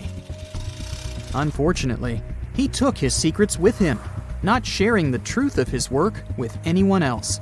Yet, not all is lost, as there are many theories and speculation surrounding what could have happened there. One theory says that there is a harmonic grid inside the Earth's surface, something that would create anti-gravity spots around the globe. It's believed that Coral Castle was built in such a spot. This could explain why it took Ed so long to find land that pleased him. Maybe what he was looking for was a place that allowed him to experiment with anti-gravity forces. Yet, whenever Ed talked about his work, he would say he understood the laws of weight and leverage, and, sure thing, that he had cracked the secret of the pyramid builders. And what secret is that, you might ask? According to Ed himself, it has to do with magnetism. He even published a pamphlet called Magnetic Current. There, he explains that every object has magnetic particles inside of them. A person just needs to understand where they are located inside such objects. This way, objects can be lifted and moved around without much effort, just like moving something heavy underwater. Researchers say that if we assume Ed Leedskalnin and the pyramid builders used the same technique, then it would only have taken 4,700 workers to build the Great Pyramid of Giza, instead of the 20,000 to 100,000 that is currently estimated. But this story just keeps on getting more and more mysterious. In the late 1920s, Ed was finishing the construction of Coral Castle in Florida City. Rumors about his work had spread around town. People said Ed was hiding a stash of money somewhere in his living quarters. One night, a group of men waited until Ed was alone and broke into the castle to rob him. They couldn't find the money and, luckily, didn't harm Ed. But in the following days, he decided that it was best he moved out of that land. Of course, he took more than his toothbrush along with him. Ed decided to move the entire Coral Castle to another land 10 kilometers away from where he had built the park. Legend says he hired a truck driver and asked him to swear secrecy about what Ed intended to do. He asked the driver to look away while Ed loaded the truck by himself. moving all of the rocks without any help. With the truck loaded, Ed and his castle moved to Homestead, Florida, where the park is located until this day.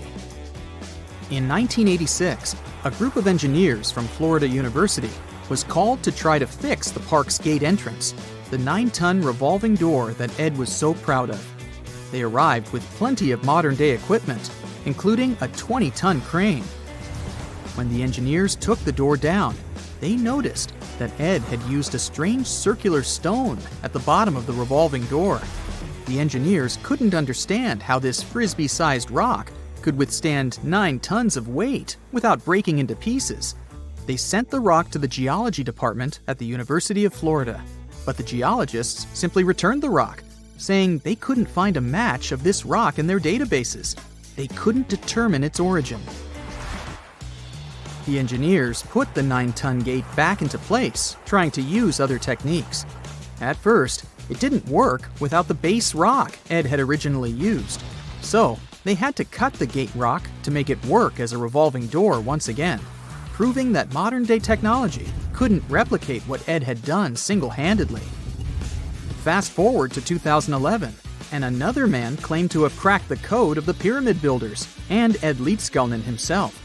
Wally Wallington, a retired construction worker from Lapeer County, Michigan, has managed to build using similar techniques to those used by Ed.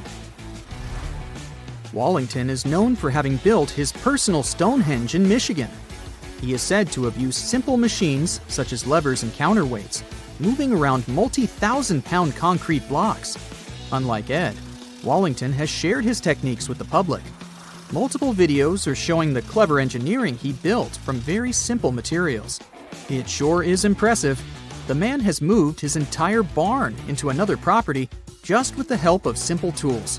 However, there is no way to prove that these were the same techniques used to build Coral Castle. To this day, the secrets of Coral Castle haven't been unraveled. But hey, we can always keep trying to solve it.